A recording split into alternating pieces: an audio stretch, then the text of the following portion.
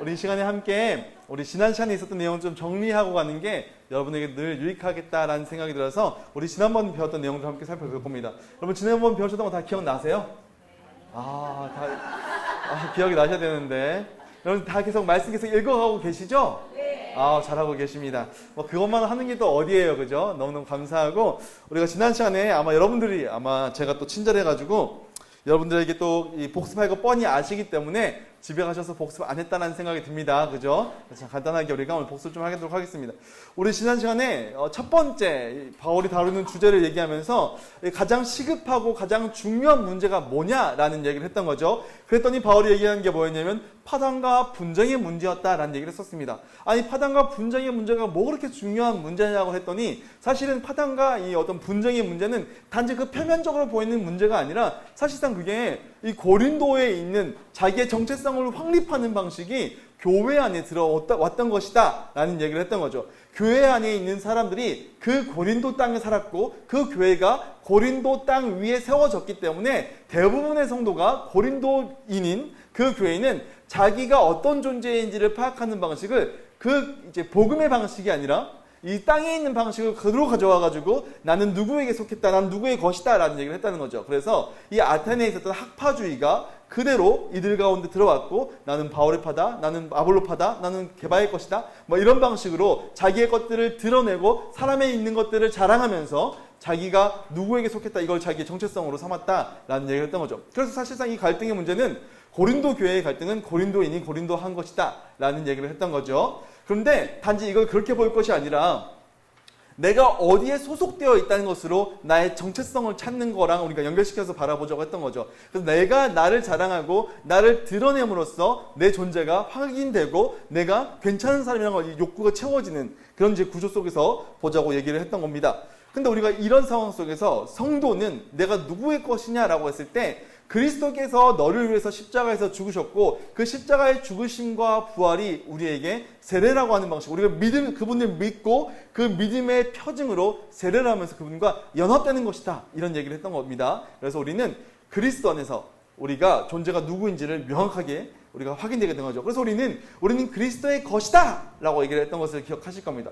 그리스도의 것, 성자의 것이 되는 것, 우리 그분과 세례를 받으면서 그분의 죽으심과 물속에 들어가면서 연합되고 마치 우리가 죽는 것처럼 그분께서 죽으셨고 그분이 부활하심으로써 우리가 물에서 나오면서 새 생명을 얻은 것이 바로 그리스도 안에서 새 생명을 얻은 것과 연결시켰던 거죠. 그래서 우리에게 일어난 변화가 도대체 뭐냐라고 했더니 우리는 더 이상 죄인이 아니고 의인이 되었습니다 라고 했습니다. 의인은 하나님과 함께 할 수 있을 정도의 올바름, 깨끗함 이런 거라고 얘기를 했었습니다. 그래서 우리가 원래 죄인이라서 죄를 너무 싫어하시는 하나님께 용납되거나 함께 있을 수 없는 존재였습니다. 너희가 죄로 말미암아 너희 죄로 인해서 하나님과 단절되었다라는 말씀을 성경 속에서 읽어본 적이 있는 거죠. 그런데 예수님과 연합하면서 그분의 의가 우리에게 덧입혀지면서 우리가 마치 하나님께서 우리를 의인으로 그분의 의로 우리를 보면서 우리가 의인이 되었다라는 얘기를 지난번에 했었던 거죠. 우리가 하나님께 우리 있는 그 자체로 내가 뭘 하지 않아도 예수님과 함께 연합함으로 말미암아 하나님께 용납됐다라고 하는 아주 중요한 사실에 대해서 얘기를 했었습니다. 그래서 우리가 하나님과 함께 할 수 있는 거죠. 뿐만 아니라 우리는 하나님과 상관없는 버림받은 자인데 우리가 이 예수 그리스도 하나님의 아들이신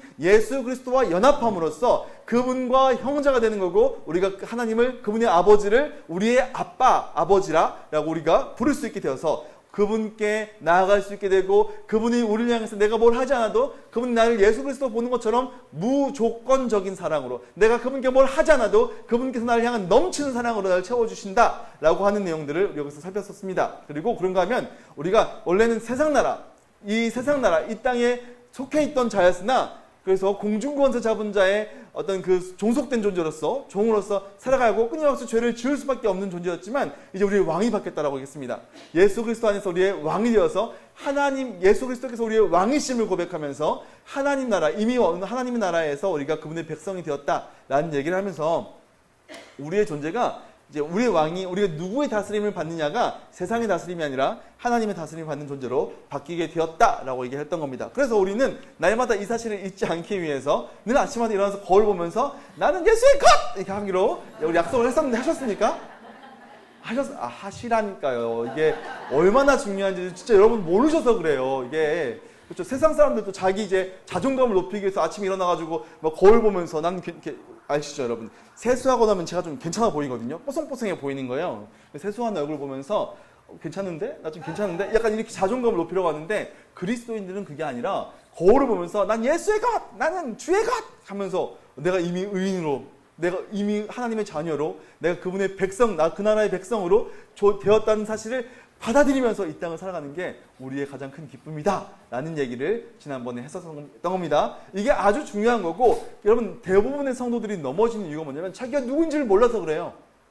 자기가 누군지 모르기 때문에 이전과 똑같이 살아가는 거예요. 내가 예수 믿었는데 왜 달라진 게 없느냐? 자기가 누군지 인식 안 하거든요, 세상 살면서. 그렇지 않습니까? 여러분들께서 꼭 기억하시고, 좀 죄송스럽지만 이번 주에는 숙제를 하나 더 해드려야겠다. 성경 읽는 거하고 뭐 이런 거 더해서 아침마다 거울 보면서 나는 그리스도의 것! 이렇게 한번 하고 외치면서 나는 의인이다, 난 자녀다, 난 그 나라의 백성이다! 라고 하면서 아침에 일어나서 밥을 하고 세수하고 씻으러 가시라, 뭐 일을 하러 가시라 라는 얘기를 하시는 겁니다. 아시겠죠? 네. 숙제입니다, 숙제. 이거를 까먹으면 다음 주에 제가 한 명 한 명 확인하지는 못하겠지만 제가 보면 알아요. 이렇게 딱 얼굴 보면 이분이 얼굴에 그리스도의 막 그 광채가 나면 이거 하신 분이구나. 안 하신 분이구나. 그러니까 아침에 이렇게 그리스도로 내 세수를 한다고 생각하시고 늘 하셨으면 좋겠다. 이게 진짜예요, 여러분. 제가 청년들에게 제자 훈련할 때마다 이거 되게 중요하게 가르쳤어요. 그러니까 여러분께서 꼭 그 사실을 기억하셨으면 좋겠습니다. 그래서 우리는 지난주에 1장부터 4장까지를 다루면서 사실상 정체성의 문제를 살폈다라는 얘기를 했던 거죠. 그렇다면 이제 그 정체성을 가진 성도가 이 땅에서 어떻게 살아가야 되는가라는 문제를 우리가 살펴보게 될 겁니다. 여러분 이거 다 읽어오셨을 거예요. 5장부터 7장까지 무슨 얘기 나와요, 대강? 더러운 얘기요? 결혼 얘기 나오고. 죄송해요, 제가. 죄송합니다. 또 음행 얘기 나오고, 그죠? 오늘 과연 이 음행에 대한 얘기를 우리가 어떻게 풀이할 것인가 같이 좀 살펴봤으면 좋겠습니다. 그러니까 이 땅에서 우리가 어떻게 살아가야 되는가, 저는 이게 굉장히 중요한 문제라고 생각합니다. 그럼 제가요, 지금 벌써 사역만 15년 가까이 하고 있는데, 제가 교회에서 대부분 이제 많은 교회들이 제가 사역하면서 강단 위에서라든지 아니면 실제로 이제 모임 가운데서 얘기한 중요한 얘기들 가운데 어떤 것들이 있냐면, 우리가 죄인이었는데 구원받은 존재다. 어떻게 보면 1장부터 4장까지의 내용을 굉장히 많이 합니다.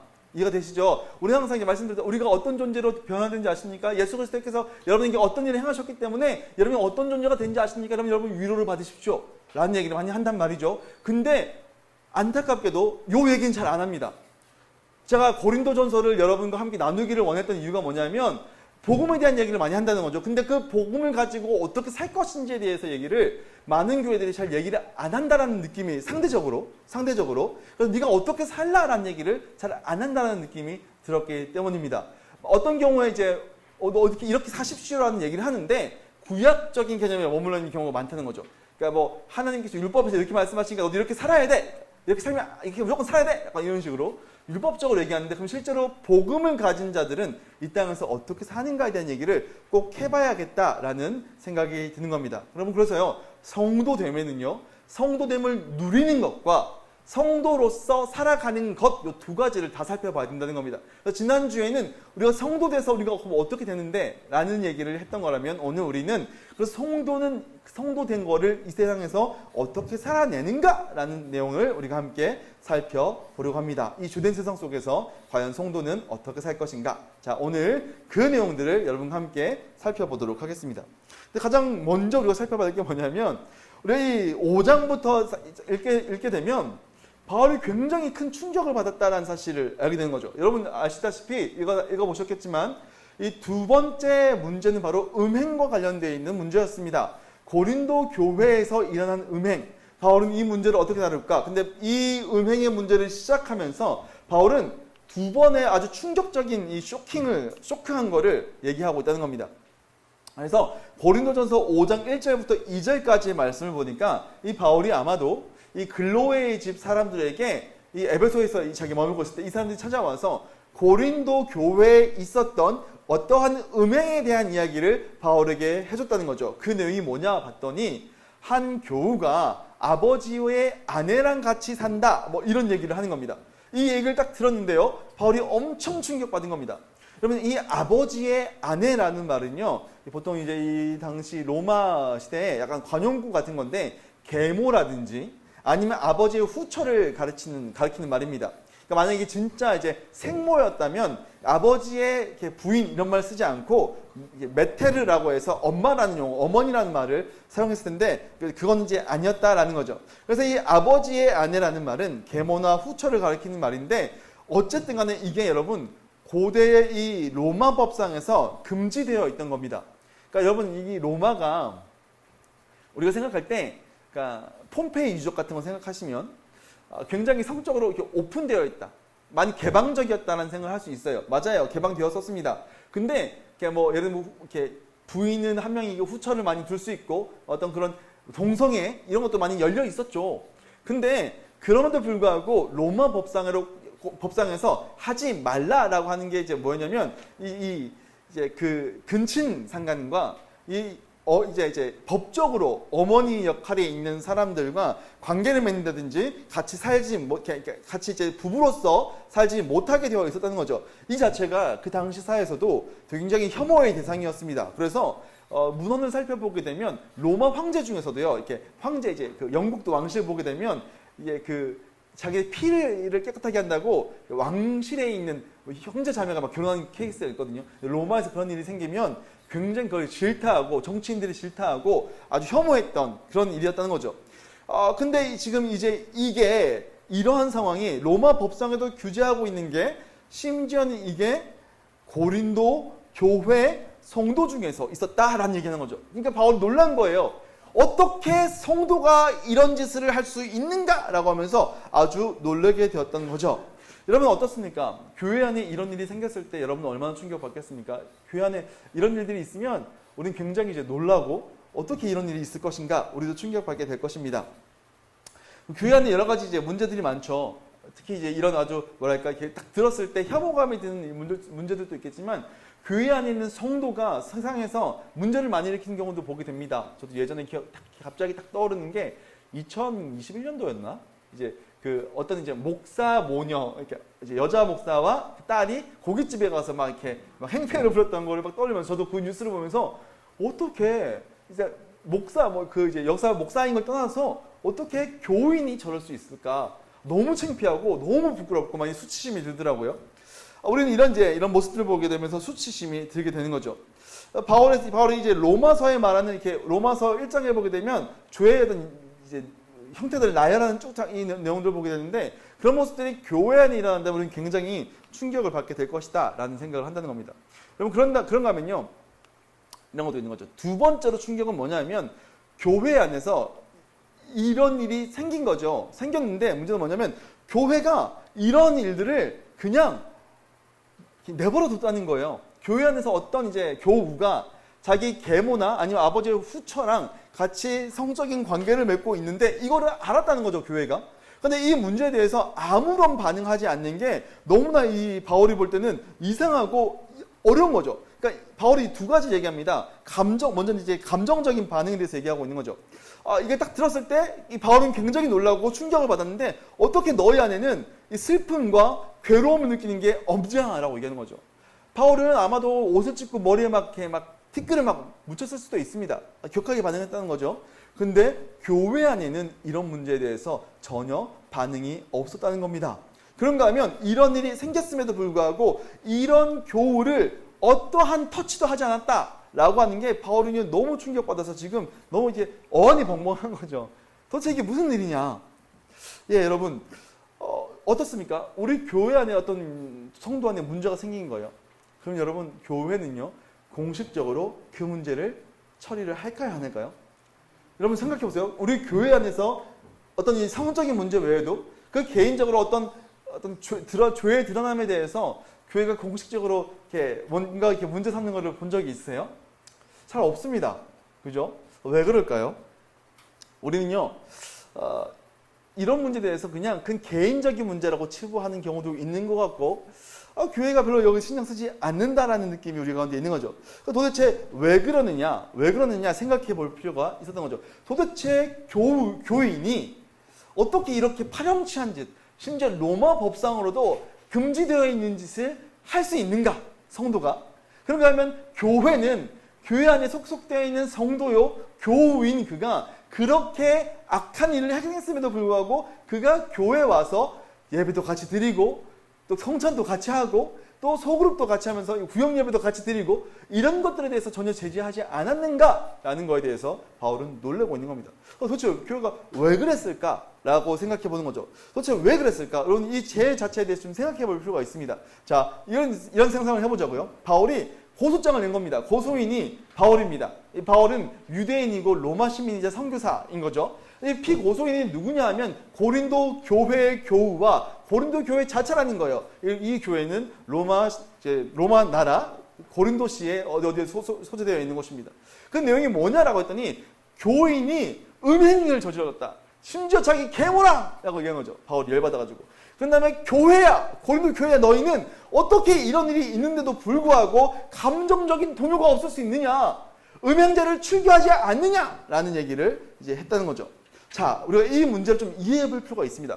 근데 이 얘기를 고소장을 딱 받았을 때요, 고린도 교회인들의 반응은 뭐냐면, 왜 그래? 바울 왜 그렇게 오바야? 이렇게 반응했다는 거죠. 왜 그럴까요? 왜냐면 여러분, 이 생각을 좀 해볼 필요가 있습니다. 뭐냐면, 우리가 첫 번째 강의 시간에 고린도의 배경에 대해서 살핀 적이 있었는데 기억나시죠? 고린도가 어떤 곳이냐라고 했더니 이곳은 아주 교통의 요지고 아주 이 신도시라서 사람들이 많이 몰려들었고 특히 무역하는 사람들 여기저기 막 많은 나라에서 이 로마가 만들어 놓은 이 루트를 통해서 이곳에 왔고 이곳에서 머물렀고 어떤 그런 교통의 요지, 어떤 그 무역의 요지였다. 그래서 많은 사람들이 모이면서 자기 집을 떠나 있었기 때문에 성적인 욕구를 채우기 위해서 이곳이 굉장히 음란한 곳이었다. 라는 얘기했습니다. 그래서 아예 대놓고 아프로디테를 섬기면서 그 신전의 신전 창기와 함께 성적인 관계를 맺는 게 예배를 드리는 거였다 라고 얘기하면서 아주 끔찍하게 음란한 도시였고, 그래서 이 도시에는 속담이 있는데 많은 로마인들이 고린도 사람들 얘기하면서 고린티아 조마이라고 하면서 고린도 사람처럼 살다 라고 하면 음행을 저지르다 라는 방식으로 얘기했고, 고린도 여인이라고 하는 말을 창녀라고 받아들였다는 거예요. 자, 그렇다면 그 얘기가 뭐냐면 이 도시가 아주 음란한, 아주 끔찍하게 음란한 도시였다는 거죠. 그런데 여기에 있는 사람들이 바로 이곳의 교인들이 되었던 거죠. 그러면 여러분 잘 생각해 보세요. 이 당시에 이러한 음행, 아주 끔찍하게 음란한 거는요, 고린도 도시 사람들에게 이상한 걸까요? 안 이상한 걸까요? 안 이상한 거예요. 이해가 되세요? 그러니까 무슨 얘기냐면 여기는 고린도라고요. 여기는 고린도인 거예요. 이해가 되세요? 자, 무슨 얘기냐? 고린도 교회가 고린도인들이 모였는데 거기서는요, 그 음행이 아무런 문제가 되지 않는다라는 겁니다. 여러분, 제가 예전에 기억납니다. 요즘에는 많이 사라졌어요. 이렇게 보신탕집이 많이 사라졌습니다. 저는 이렇게 보신탕을 잘 즐겨 먹지는 않았지만 가끔씩 전에 있던 교회 담임 목사님이 이제 여름 사역하기 전에 개고기를 사주셨어요. 그러면 제가 보들보들한 뱃살을 먹으면서 아주 힘을 냈다라는 생각이 있었던 거죠. 근데 예전에 어떤 일이 있었냐면 프랑스 여배우 중에서 브리짓 바르도라고 하는 사람이 와가지고요, 한국 사람들은 미개하다 이렇게 얘기한 거예요. 왜 그랬냐 했더니 개를 먹는다라고 하는 거죠. 우리는 이해할 수 없었던 거죠. 그게 왜? 우리는 아주 옛날부터 맛있게 먹어왔던 것들인데 이게 왜 그러냐. 물론 요즘에는 애견이 아니라 요즘 뭐예요? 반려견이잖아요. 바뀌었어요, 문화가. 오늘날의 문화 속에서는요, 이미 보신탕집이 많이 사라졌습니다. 그렇죠. 막 이제 청와대에서는 막 개를 키우면서 많이 사라졌습니다. 근데 불과 몇 년 전까지만 해도요, 힘날 때는 이제 개소주랑 보신탕을 먹는 게 우리 문화였단 말이죠. 그런 우리 문화 속에 와가지고, 야, 그거 먹으면 안 돼! 라고 했을 때, 왜? 이게 얼마나 맛있는데? 얼마나 몸에 좋은데? 이런 얘기를 한다는 겁니다. 비단 그런 문제겠습니까? 여러분, 아주 작게는요, 이런 거죠. 제가요, 저희 아내랑 신혼 초에 굉장히 싸웠습니다. 자, 여러분 들어보세요. 여러분은 어떻게 하는지 보세요. 집에 침대가 있으실까요? 거기에 양말 신고 올라가면 돼요, 안 돼요? 안 돼요? 저는 이제 자취를 오래 했거든요. 제가 한 10년 넘게 했던 거죠. 침대 그때 이제 저희 부모님이랑 같이 살 때는 침대가 없었어요. 근데 제가 자취를 하면서 침대를 처음 샀단 말이에요. 근데 그때는요, 양말 신고 올라가서 위에서 누워서 이렇게 라면도 먹고 별짓 다 했던 거죠. 이게 전혀 문제가 없었어요. 근데 결혼했는데 제가 양말 신고 침대 위에 올라갔다가 엄청 혼났습니다. 왜? 아, 그런 거예요? 이게 왜 그러냐면 저희 아내가 살았던 문화하고 제가 살았던 문화가 다른 거예요. 자, 여러분 또 다시 한번 물어봅시다. 수건은 한번 빨아가지고 이제 화장실 갖다 둔 거예요. 몇 번까지 쓸 수 있어요? 저 한 번이거든요. 저 한 3번까지 쓰더라고요. 이거 왜 이렇게 쓰냐 이해 못했던 거죠. 자, 그러면 여러분 반찬을 했어요. 그 다음에 그 버립니까? 아니면 남겨도 또 먹는 거예요? 아, 그래요? 알겠습니다. 예, 여러분, 이게 문화라는 거예요. 다른 거예요. 각 문화마다 이해되는 게 다른 거죠. 근데 거기는 그게 당연한 거예요. 제가 이 교회에 왔을 때요, 굉장히 충격을 받았습니다. 형님들이랑 약속했는데 10분이 지나도 20분이 지나도 안 오는 거예요. 그래서 제가 애들이 이제 늦게 온 거예요. 너도 약속 시간이 20분 늦었어. 애들이 뭐라는지 아세요? 목사 아저씨 잘 모르시는구나. 동광타임이에요, 동광타임. 아세요, 여러분? 동광타임이라는 게 있습니다. 알죠? 맞죠? 아니에요? 나만 그렇게 들었어요? 있잖아요, 그쵸? 있어요. 그쵸? 근데 여기 나쁜 거죠? 또 하나 얘기 들어볼까요? 어떤 게 있었는지 제가 이것도 처음 왔을 때 굉장히 놀랐습니다. 찬양을 부르는데요. 보통 다른 교회에서 찬양 드리는 거랑 속도가 달라요. 1.5배속이에요. 아세요? 저 처음 왔을 때 되게 놀랐어요. 모든 찬양이 다 1.5배속이에요. 요즘에는 제가 많이 늘려놨어요. 1.25배속입니다. 요즘 1.2배속인데 처음 왔을 때 제가 야, 이거 왜 이렇게 빨라? 근데 다들 이해를 못하는 거예요. 원래 이렇게 하는 거야. 그래서 우리 교회 처음 오신 분들은 약간 당황하실 수도 있어요. 여러분, 근데 우리는 그게 뭐예요? 당연한 거예요. 왜? 평소 그렇게 해왔거든요. 이게 이상한 게 아니라는 거죠. 그러니까 여러분, 제가 무슨 얘기를 하고 싶으냐면 그게 당연한 문화 속에서는요, 이게 문제가 아닌 거예요. 여러분, 고린도는요, 원래 음란한 도시예요. 이게 이상한 게 아니라고요. 여기 와서 이걸 이제 이상하다고 얘기하니까 도대체 이게 무슨 문제냐라고 했던 거죠. 심지어 이 당시는 굉장히 폐쇄적인 도시란 말이죠. 어디 이동하려고 그러면 배라든지 아니면 말을 타고 가는 거예요. 그럼 굉장히 오래 걸리죠. 여러분, 이게요, 오늘날 우리가 이제 인터넷 시대지 않습니까? 이 대부분의 어떤 것들이 비슷해졌어요. 제가 기억해요. 제가 2001학번이거든요. 01학번인데 대학교 처음 갔을 때 제가 굉장히 놀림당했어요. 왠지 아세요? 제가 여기 중대 나왔거든요. 중대 처음 갔을 때 굉장히 놀림당했어요. 왜냐면 저는 인천에서 19살까지 인천 살다 왔거든요. 근데 서울 갔더니 강남 애들이 전부 다 이렇게 폴로 옷을 입고 넓은 바지를 입고 닥터마틴이라는 신발 신고 다니는 거예요. 근데 그 당시 인천은요, 쫄바지였어요. 여자들은 다 깻잎머리였어요. 그게 당연했거든요. 근데 서울 와서 제가 너무 놀란 거예요. 왜요? 그 당시 인터넷이 그렇게까지 발달되지 않았어요. 그러니까 다른 거예요. 문화 이렇게 강북과 강남이 다른 거예요. 무슨 말인지 이해가 되시죠?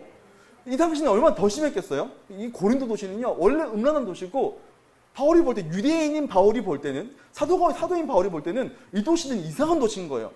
근데 얘네들은 그게 어때서? 라고 한다는 겁니다. 자, 무슨 문제냐?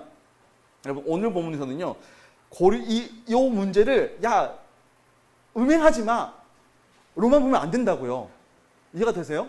이게 고린도 교회 안에 있었던 문제인데 이거를 오늘날 가져와서, 물론 우리 교회도 야, 우리 교회 음행이 있으면 안 돼 라고 얘기할 수 있지만 이건 단지 그런 문제가 아니라 그 도시가 갖고 있는 숨겨져 있던 죄의 문제에 대해서 얘기하고 있는 거라고요. 이게 죄인데 죄인지 인식 못하는 문제라고 한다는 겁니다. 여러분, 그래서 이 문제를 우리는요, 문화라고 하는 걸로 확장시켜서 봐야 돼요. 이해가 되시죠? 그러니까 우리는 이런 거죠. 우리는 세상 나라 속에서 우리는 살아가고 있습니다. 그러면서 하나님 나라를 같이 살아간다고 했잖아요. 그럼 우리가 사는 세상 속에서 우리는 살아가면서 이 세상에 영향을 받는다고요. 이 세상의 문화 속에 살아가고 있다고요. 그럼 요 속에서요, 우리가 죄인데 죄로 인식 못하는 그런 죄들도 분명히 있다는 겁니다. 그런 죄에 대해서 우리는 어떻게 인식할 것인가? 라는 부분에 대해서 우리가 알아야 되고 살펴봐야 된다는 겁니다. 그래서 우리는요, 문화라고 하는 것들을 좀 생각해 볼 필요가 있습니다. 여러분, 우선적으로 문화에 대해서 좀 정의를 좀 할 필요가 있는데, 왜냐하면 여러분, 문화라는 말이요, 굉장히 다양하게 쓰입니다. 여러분들 이런 얘기 종종 하세요. 야, 좀 이렇게 문화생활 좀 해라. 이런 얘기 하지 않습니까? 이게 그런 때는 어떤 의미로 사용되면 아주 협의죠. 이렇게 좁은 의미로 어떤 식으로 쓰냐면 좀 더 높은 수준의 예술, 음악, 미술, 문학 이런 것들을 얘기하는 거죠. 그러니까 네가 막 맨날 넷플릭스 보고 이런 거 보는 거는 아주 저급한 거고, 네가 진짜 문화생활하면 저기 이제 뭐 샤롯데 시어터 가서 뮤지컬이라도 좀 보든지 너의 좀 수준을 높여라라고 할 때 야, 문화생활 좀 해! 라고 우리가 쓴단 말이죠. 이럴 때도 쓴다는 거죠. 그런가 하면요, 우리가 보편적으로는 어떻게 쓰냐면 사람들이 가지고 있는 생활 방식의 전반을 얘기합니다. 그래서 우리는 보통 뭐 음식 문화, 아니면 뭐 결혼 문화, 직장 문화라고 하면서 그 어떤 영역에서 사람들이 어떻게 살아가고 무엇을 당연하게 여기는지에 대해서 묘사하는 거를 바로 이렇게 문화라는 방식으로 쓴다는 거죠. 그러니까 우리가 살아가는 생활 방식의 전반을 우리는 문화라고 얘기한다라고요. 그러니까 어떻게 보면 고린도의 음란함은 문화인 거죠. 그들이 살아가는 삶의 방식인 거죠. 맞죠? 근데 여러분 여기서 좀 더 깊이 우리는 좀 들어가 봐야 됩니다. 무슨 얘기냐? 이 사람은 누구냐면 이 런던 전경대 학장까지 하고 한 사회학자인데 앤서니 기든스라는 사람입니다.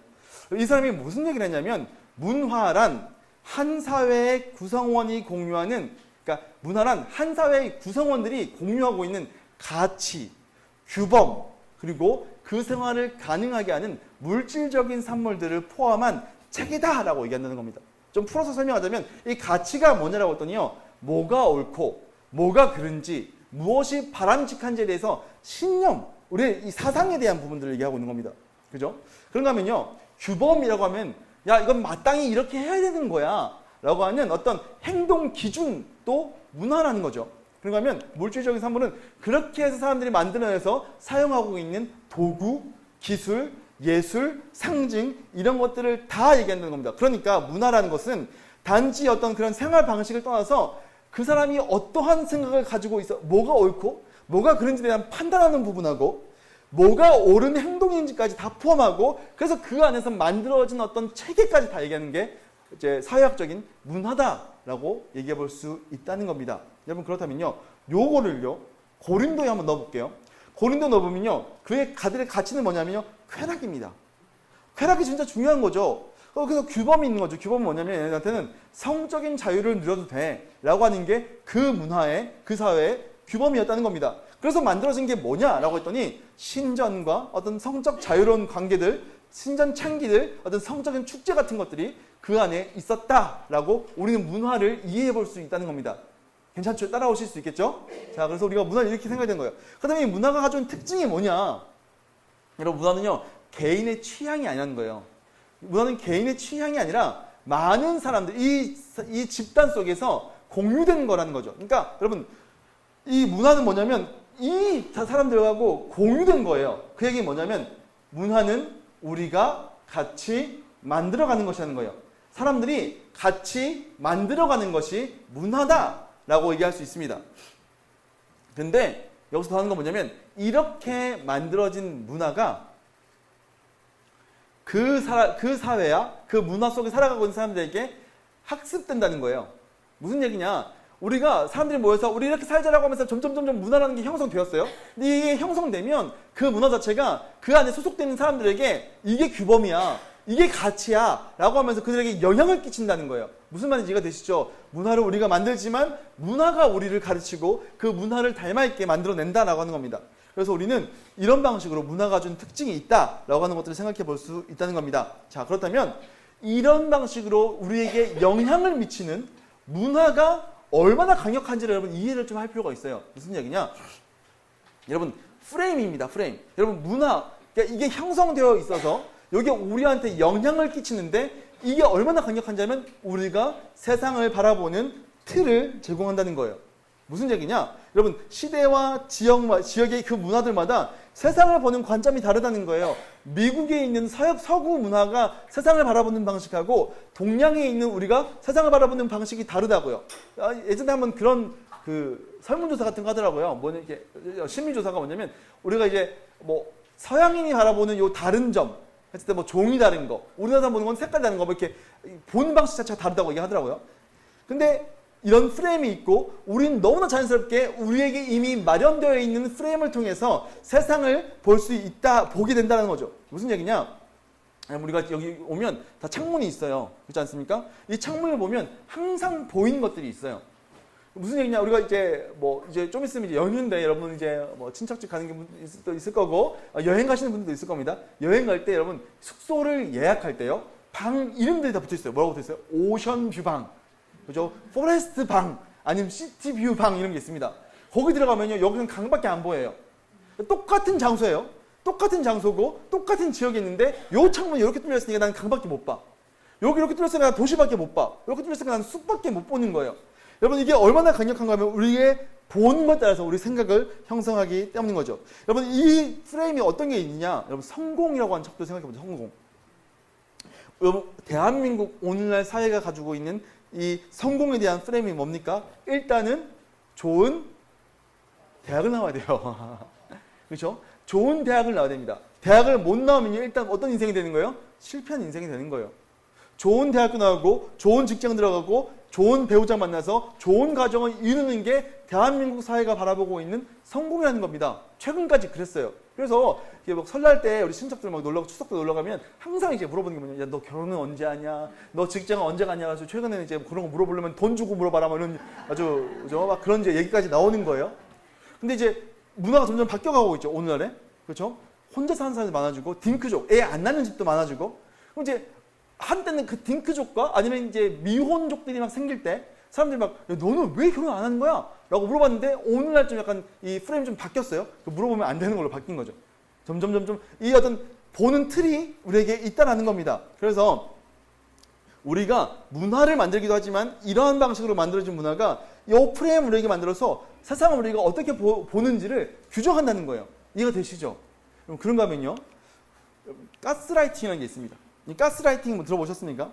가스라이팅 이게 어디서 왔냐면 요 가스라이트라고 하는 영화에서 나왔습니다. 이게 1938년도에 영국에서 연극화되고 그 다음에 이제 영화로 나온 건데, 이 내용이 뭐냐면 런던에 사는 한 저택에 남편이 아내를 은밀하게 조종하는 거예요.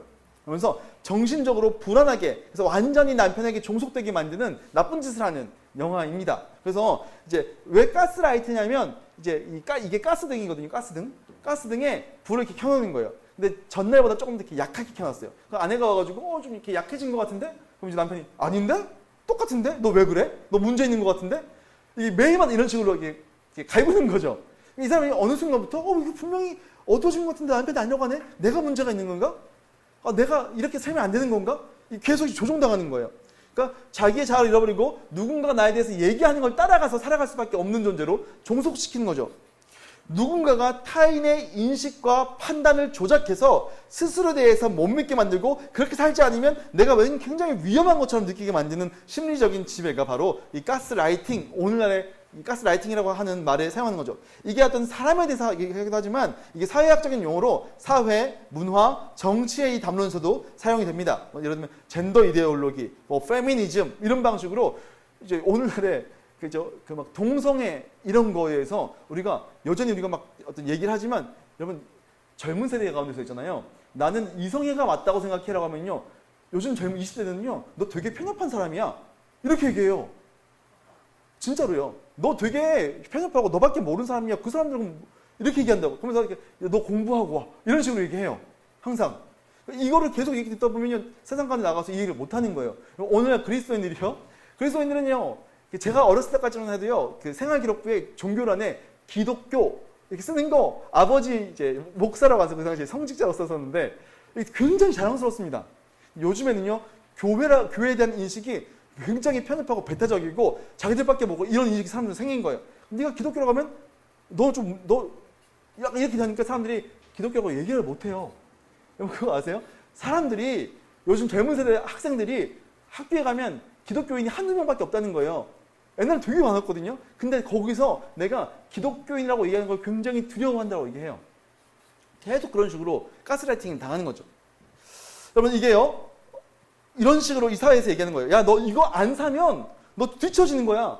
여러분 광고 나옵니다. 광고 나오는데 여러분 그 광고 속에서요, 그 화장품 쓰는 여인들은 다 어떻게 생겼어요? 다 이뻐. 그렇죠? 그러면서 막 이렇게 막 예쁜 척하면 난 이제 가치 없는 인생인가? 내가 저거 사면 예뻐질 수 있나? 한때는요 막 그런 거 있었어요. 막 여자라서 행복해 하면서 디오스 막 이런 거, 냉장고. 저게 없으면 나는 행복하지 않은 사람인가? 계속 가스라이팅 하는 거예요, 방송이.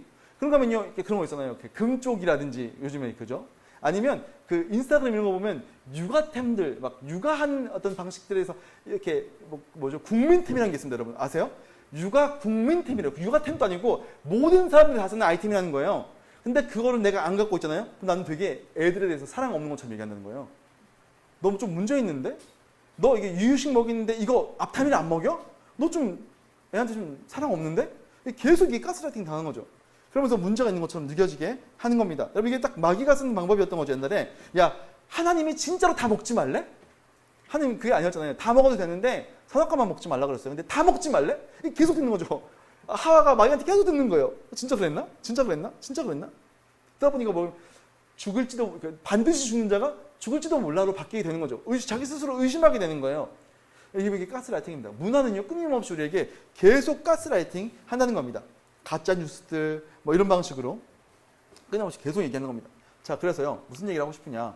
여러분, 이 문화라는 게요, 굉장히 강력하다는 거예요. 우리가 무언가를 인식하는 인식의 틀을 문화가 만들고 계속해서 우리에게 너 이런 존재가 안 되면 안 돼. 너 이런 존재가 돼야 돼. 이거 계속 우리한테 주입한다는 거죠. 그러니까 여러분, 영적인 의미에서 문화란 무엇까지 우리가 인식해야 되냐면 단지 생활 방식이 아니라 우리를 규정하고 우리에게 강요하는 것으로서의 문화도 생각해야 된다는 거예요. 그래서 문화는 뭐냐라고 했을 때 프레임과 가스라이팅의 연합이다라고 해도 과언이 아니라는 겁니다.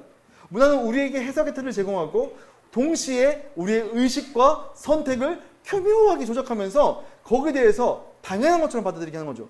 우리는 여기 대해서 이 문화에 대해서 여러분 비판적인 성찰을 해야 돼요. 여러분 그런 거 있잖아요. 최근에 제가 이렇게 진짜 헷갈리더라고요. 뭐냐면 뉴스를 보고 TV 드라마를 보는데 이렇게 혼전 성관계가 너무 자연스럽게 드라마에 나오는 거예요. 사랑하면 같이 잠자리 드는 거. 최근에 제가 에스콰이어라는 드라마를 이렇게 다 보지 못하고 이렇게 짧게 농구로 보는 거죠. 근데 이제 사랑하면 잠자리를 가지는 거야. 이게 요즘 어느 문화 속에 진짜 자연스러워요. 그러니까 우리 교회 안에 있는 애들이 세상 밖에 나가는 거예요. 그러면 얘네가 대학교 가서 여자친구, 남자친구 사귀는 거죠. 상대방이 이렇게 막 잠자리를 요구하는 거죠. 근데 너 나 사랑하지 않아?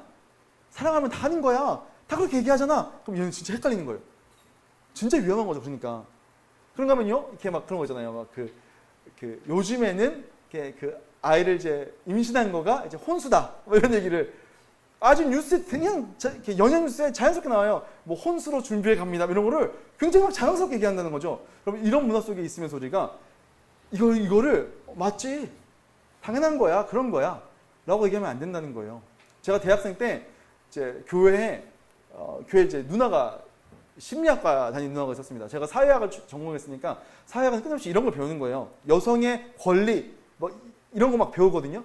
제가 듣다 보니까 교회에서 배웠던 거랑 좀 다른 거예요. 그래서 심리학과 다니는 누나한테 물어봤죠. 누나 이거 이렇게 여성의 라든지 아니면 동성애에 대해서 이렇게 얘기하는데 이거 약간 존중해줘야 되는 거야? 근데 그 누나가 뭐라고 했냐면 존중해줘야지 당연히 이렇게 얘기하는 거예요. 그 누나도 이제 대학교 다니면서 그 학문에 아주 익숙해졌던 거죠. 진짜야? 막 놀랬던 적이 있는 거죠. 그래서 우리는 이거를 잘 봐야 되는 거예요. 문화를. 자, 그래서 이렇게 생각해 볼 수 있습니다. 마귀의 강력한 도구로서 문화가 사용될 수 있다라는 생각을 여러분 해보셔야 돼요. 자, 그래서 여러분 성경은 뭐라고 합니까? 사단을 가리켜서 뭐라고 하냐면 그 가운데 행하여 세상 풍조를 따르고 우리가 이 세상 풍조, 여러분 세상 풍조가 뭡니까? 아까 두 번째로 정의했던 문화 아닙니까? 살아가는 삶의 방식. 그 당시 그 사회 그 지역에 살아가는 방식이 문화인데 그게 세상 풍조잖아요. 근데 우리가 거기를 따랐다는 거예요. 우리가 그냥 산 게 아니고 그거를 따라했다 라고 하는 거죠. 근데 그게 원래 누구 거냐면요, 공중권세 잡은 잘하는 자가 있는 거고 그 가운데 역사는 영이 있는 거죠. 여러분 그가 누굽니까? 바로 마귀고 사단이 하는 거죠. 여러분 그러니까 문화라고 하면서 우리에게 프레임을 제공하고 끊임없이 이렇게 살아야 돼 라고 얘기하는 그 뒤에는 마귀가 있다는 거예요. 놀랍게도요, 마귀가 있다는 겁니다. 여러분 이게 좀 그렇게 끔찍한 존재가 우리 문화 가운데 있다고요? 말도 안 돼요. 진짜예요. 여러분 이 성경에서는 항상 마귀를 뭐냐면 거짓의 아버지라고 얘기하죠. 끊임없이 우리를 속이는 거예요. 진짜가 있는데 그게 아니라고 계속 속이는 거죠. 그런 건 또 어떤 게 있습니까, 여러분? 이게 진짜 좋은 것처럼 보이는 거죠. 사단도요, 광명한 천사처럼 자기를 가장한다는 거죠. 그러니까 우리가 여기서 헷갈립니다. 그래서 여러분 이 문화가 단순히 인간이 만들고 향유하고 있는 어떤 생활 방식이 아니라 사단이 조작하는 영적인 도구가 될 수 있다는 생각을 하셔야 돼요, 여러분. 이해가 되시죠? 그러니까 우리가 이 땅에서 살아내는 것 자체가 뭐예요? 전쟁인 거예요, 여러분. 여러분 이 세상 나라 속에서 살아가잖아요. 하늘 나라를 살아가지만 세상 나라 속에서 우리가 이 어떤 같이 살아가고 있는 거잖아요. 여기서 우리가 영향을 받잖아요. 그러니까 하루하루 이렇게 살아가는 게 전쟁이에요, 전쟁. 자, 그래서 여러분 이 폴 브르제라고 하는 프랑스 소설가가 얘기한 건데 딱 요 상황이 딱 맞는 것 같습니다. 같이 읽어볼까요? 시작. 생각하는 대로 살지 않으면 사는 대로 생각하게 된다. 진짜 무슨 말이죠, 여러분? 우리가요 깨어 있어서 하나님의 말씀과 우리가 어떻게 살아야 되는지, 오늘 우리가 어떻게 살 것인가, 문화 어떻게 살 것인가 라는 주제인데 우리가 이 부분에 대해서 생각하지 않으면요 우리는 그냥 살아가는 대로 이 세상을 살아가는 대로 그게 우리 생각이 되는 거예요. 여러분 얼마나 무서운 말입니까? 그러니까 여러분 우리가 이 땅에 사는 것이 우리 전쟁터구나 라는 생각을 가지셔야 되는 거예요. 그죠? 자, 그렇다면 이 생각을 해볼 수 있습니다. 근데 그러면 우리 문화 속에서 숨겨져 있는 죄는 어떤 것들이 있을까? 생각해 볼 필요가 있다는 겁니다. 자, 근데 좀 전제가 있습니다. 헷갈리면 안 되는 게 뭐냐면 여러분 원래 문화라는 거가 나쁜 거다라고 하는 건 또 아니라는 거죠. 왜냐하면 여러분 문화라는 것은요 원래는 좋은 거예요. 무슨 얘기냐? 이거 보통 창세기 1장 28절을 문화명령이라고 합니다. 같이 읽어볼까요? 시작.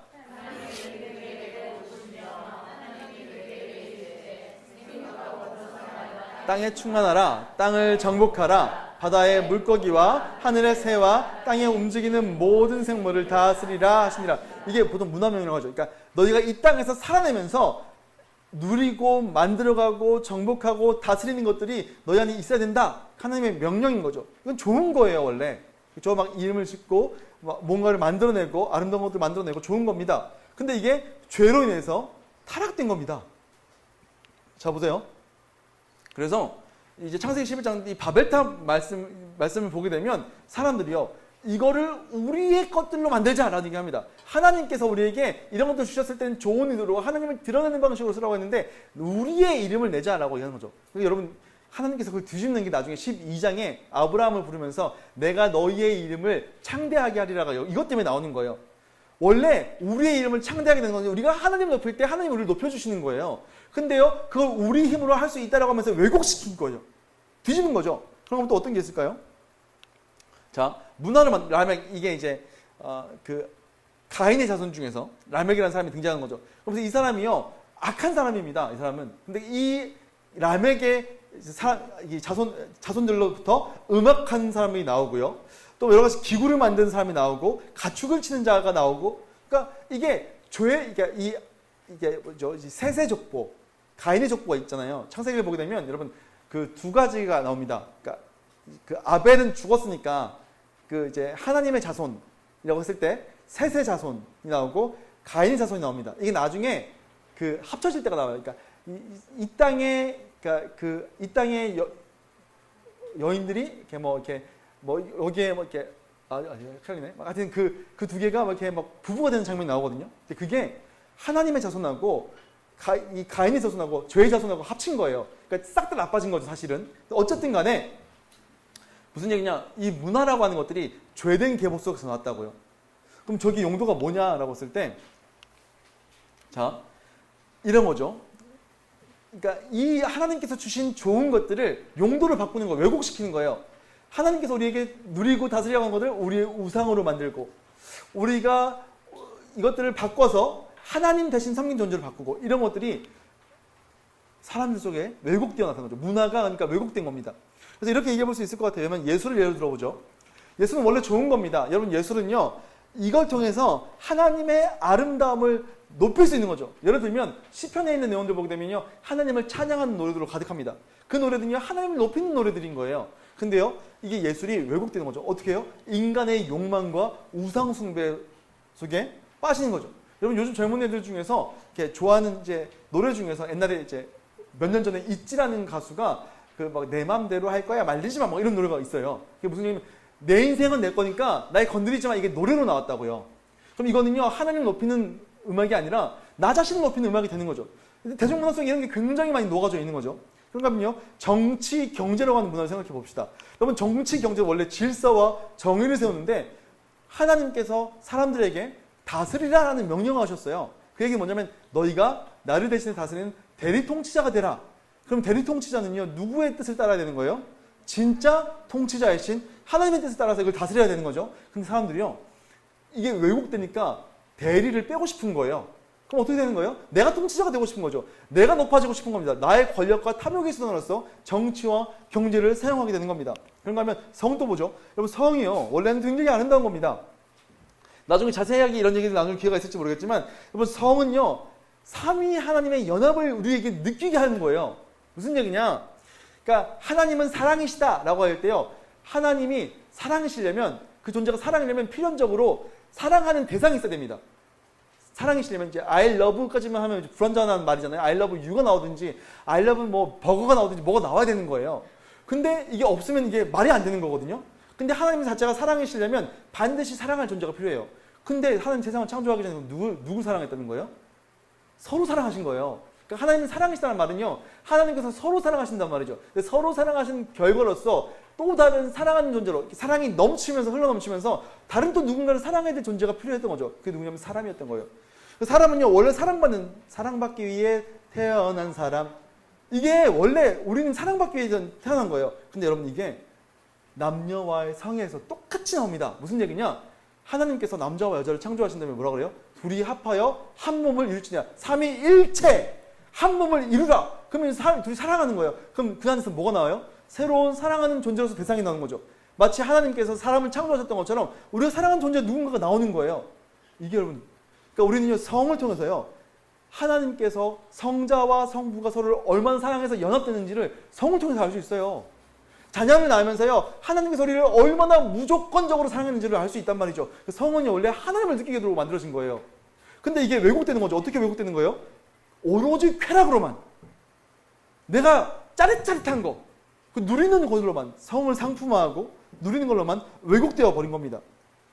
그러니까 여러분, 이 모든 것들이요, 원래 하나님께서 주신 것들은 좋은 거였지만 이제 죄로 인해서 타락됐다는 거죠. 여러분, 이 관점을 보셔야 돼요. 그러면 이제 언젠가 우리가 이걸 다 회복시켜야 되는 거죠. 주님 다시 오신 날에 온전히 회복되겠죠. 더 아름답게 온전히 알게 되겠죠. 자, 그렇다면 자, 요 프레임 안에서 한번 보자고요. 자, 우리가 지금 이게 죄인지 아닌지 아리까리 했던 것들이 있던 거죠.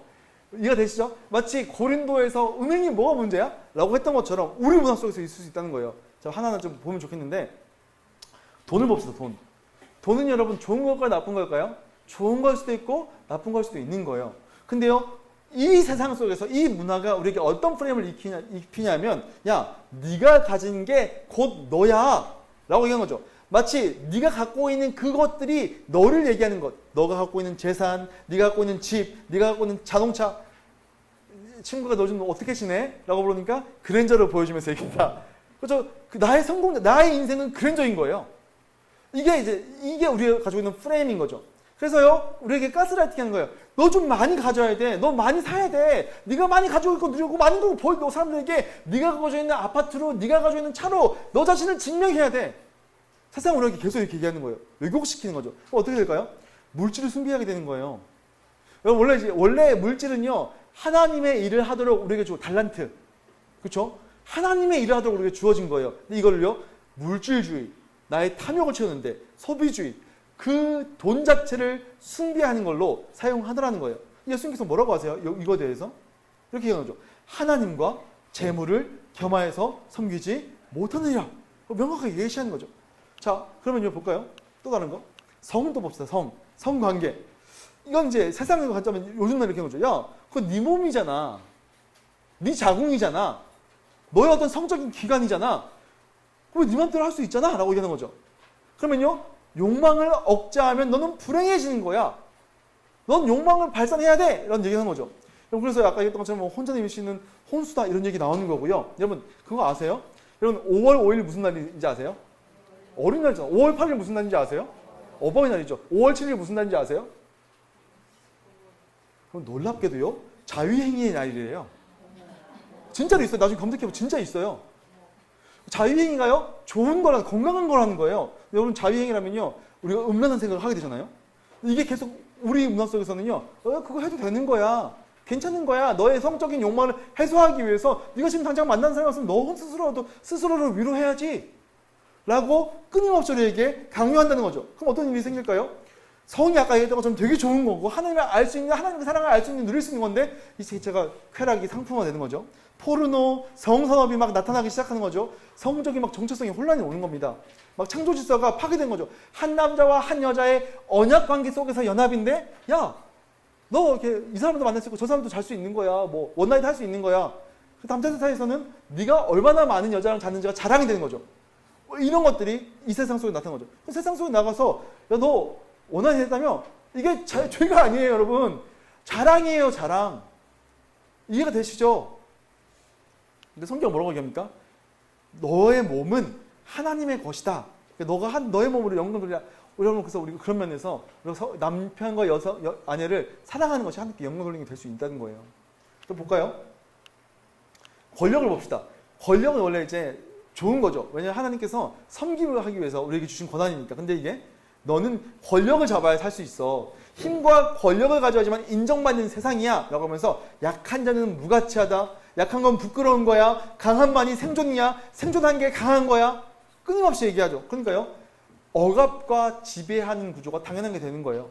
있는 사람이 연약한 사람을 혼내고 다스리고 일진 같은 것들이 그 문화 속에서 자연스러운 거죠. 야, 네가 약하니까 네가 찐다니까 너는 당해야 되는 거야. 막 정치적인 분열이 일어나는 거죠. 근데요.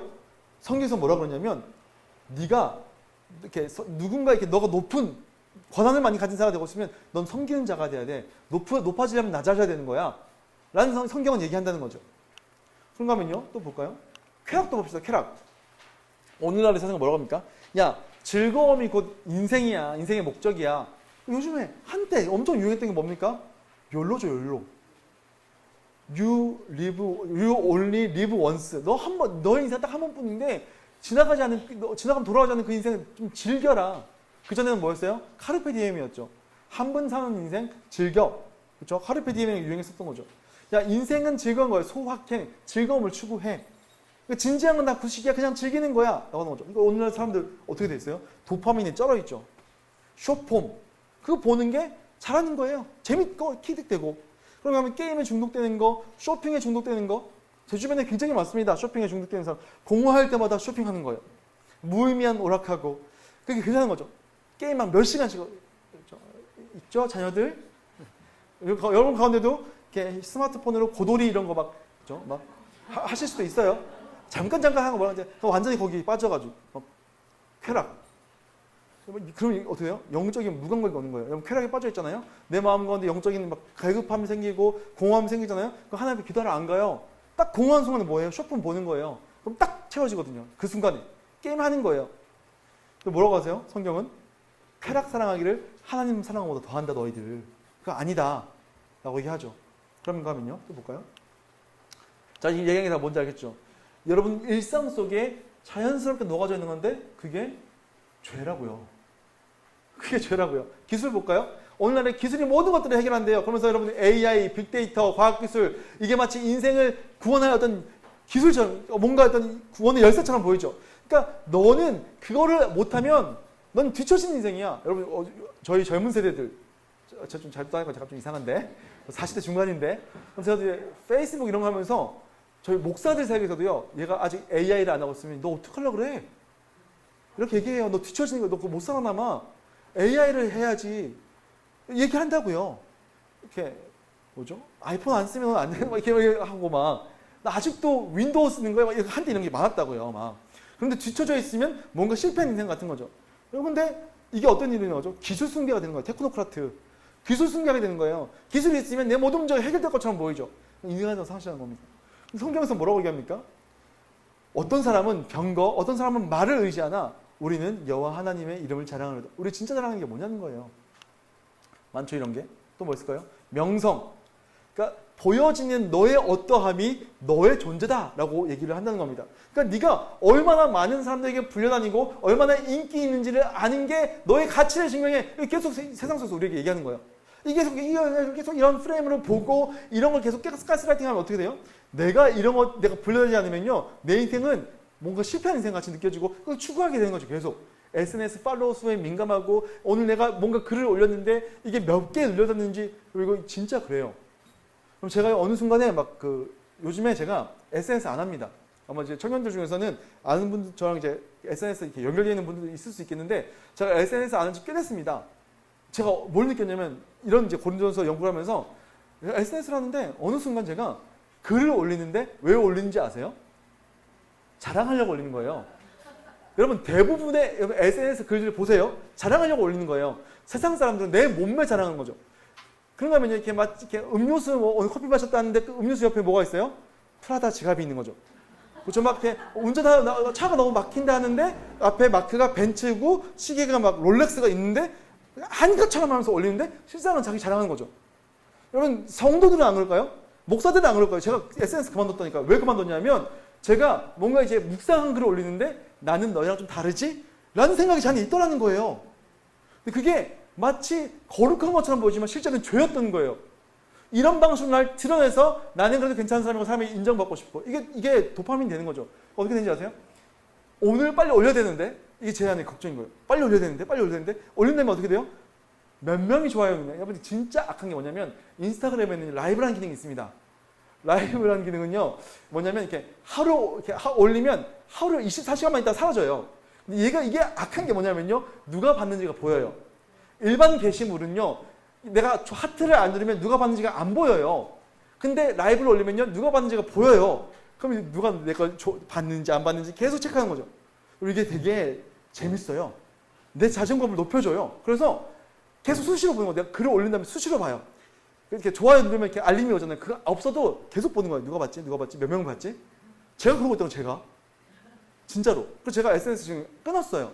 요 문제 내가 해결하고 마치 모든 길은 로마로 통한다처럼 이 길 자체가, 이 미디어 자체를 내가 진짜 순전한 마음으로 복음이 흘러가는 어떤 그런 길로 만들지 않는 이상에 하지 않겠다고 지금 끊어버렸어요. 지금. 이거 진짜 무서운 거죠. 그러니까 이게 세상 사람들 다 자기 자랑 올리고 나 오늘 뭐 했다, 뭐 먹었다 다 자랑이라니까요. 심지어는요. 이게 제가 누군가를 정죄하는 게 아니고 관계를 자랑해요. 예를 들면 나 오늘 누구랑 같이 밥 먹었는데 이 사람 되게 유명. 심지어는요. 어떤 분들은 담임 목사님이랑 이런 대화를 주고받았는데 글을 올려요. 그게 이해해요. 저는 제가 정죄하는 게 아니라 이해합니다. 근데 그 마음속에는요. 같은 공동체 안에서 내가 담임 목사님 관계가 너보다 좀 더 나를 은연중에 자기도 모르게 이거 갖고 있는 거예요. 죄성이 발현이에요.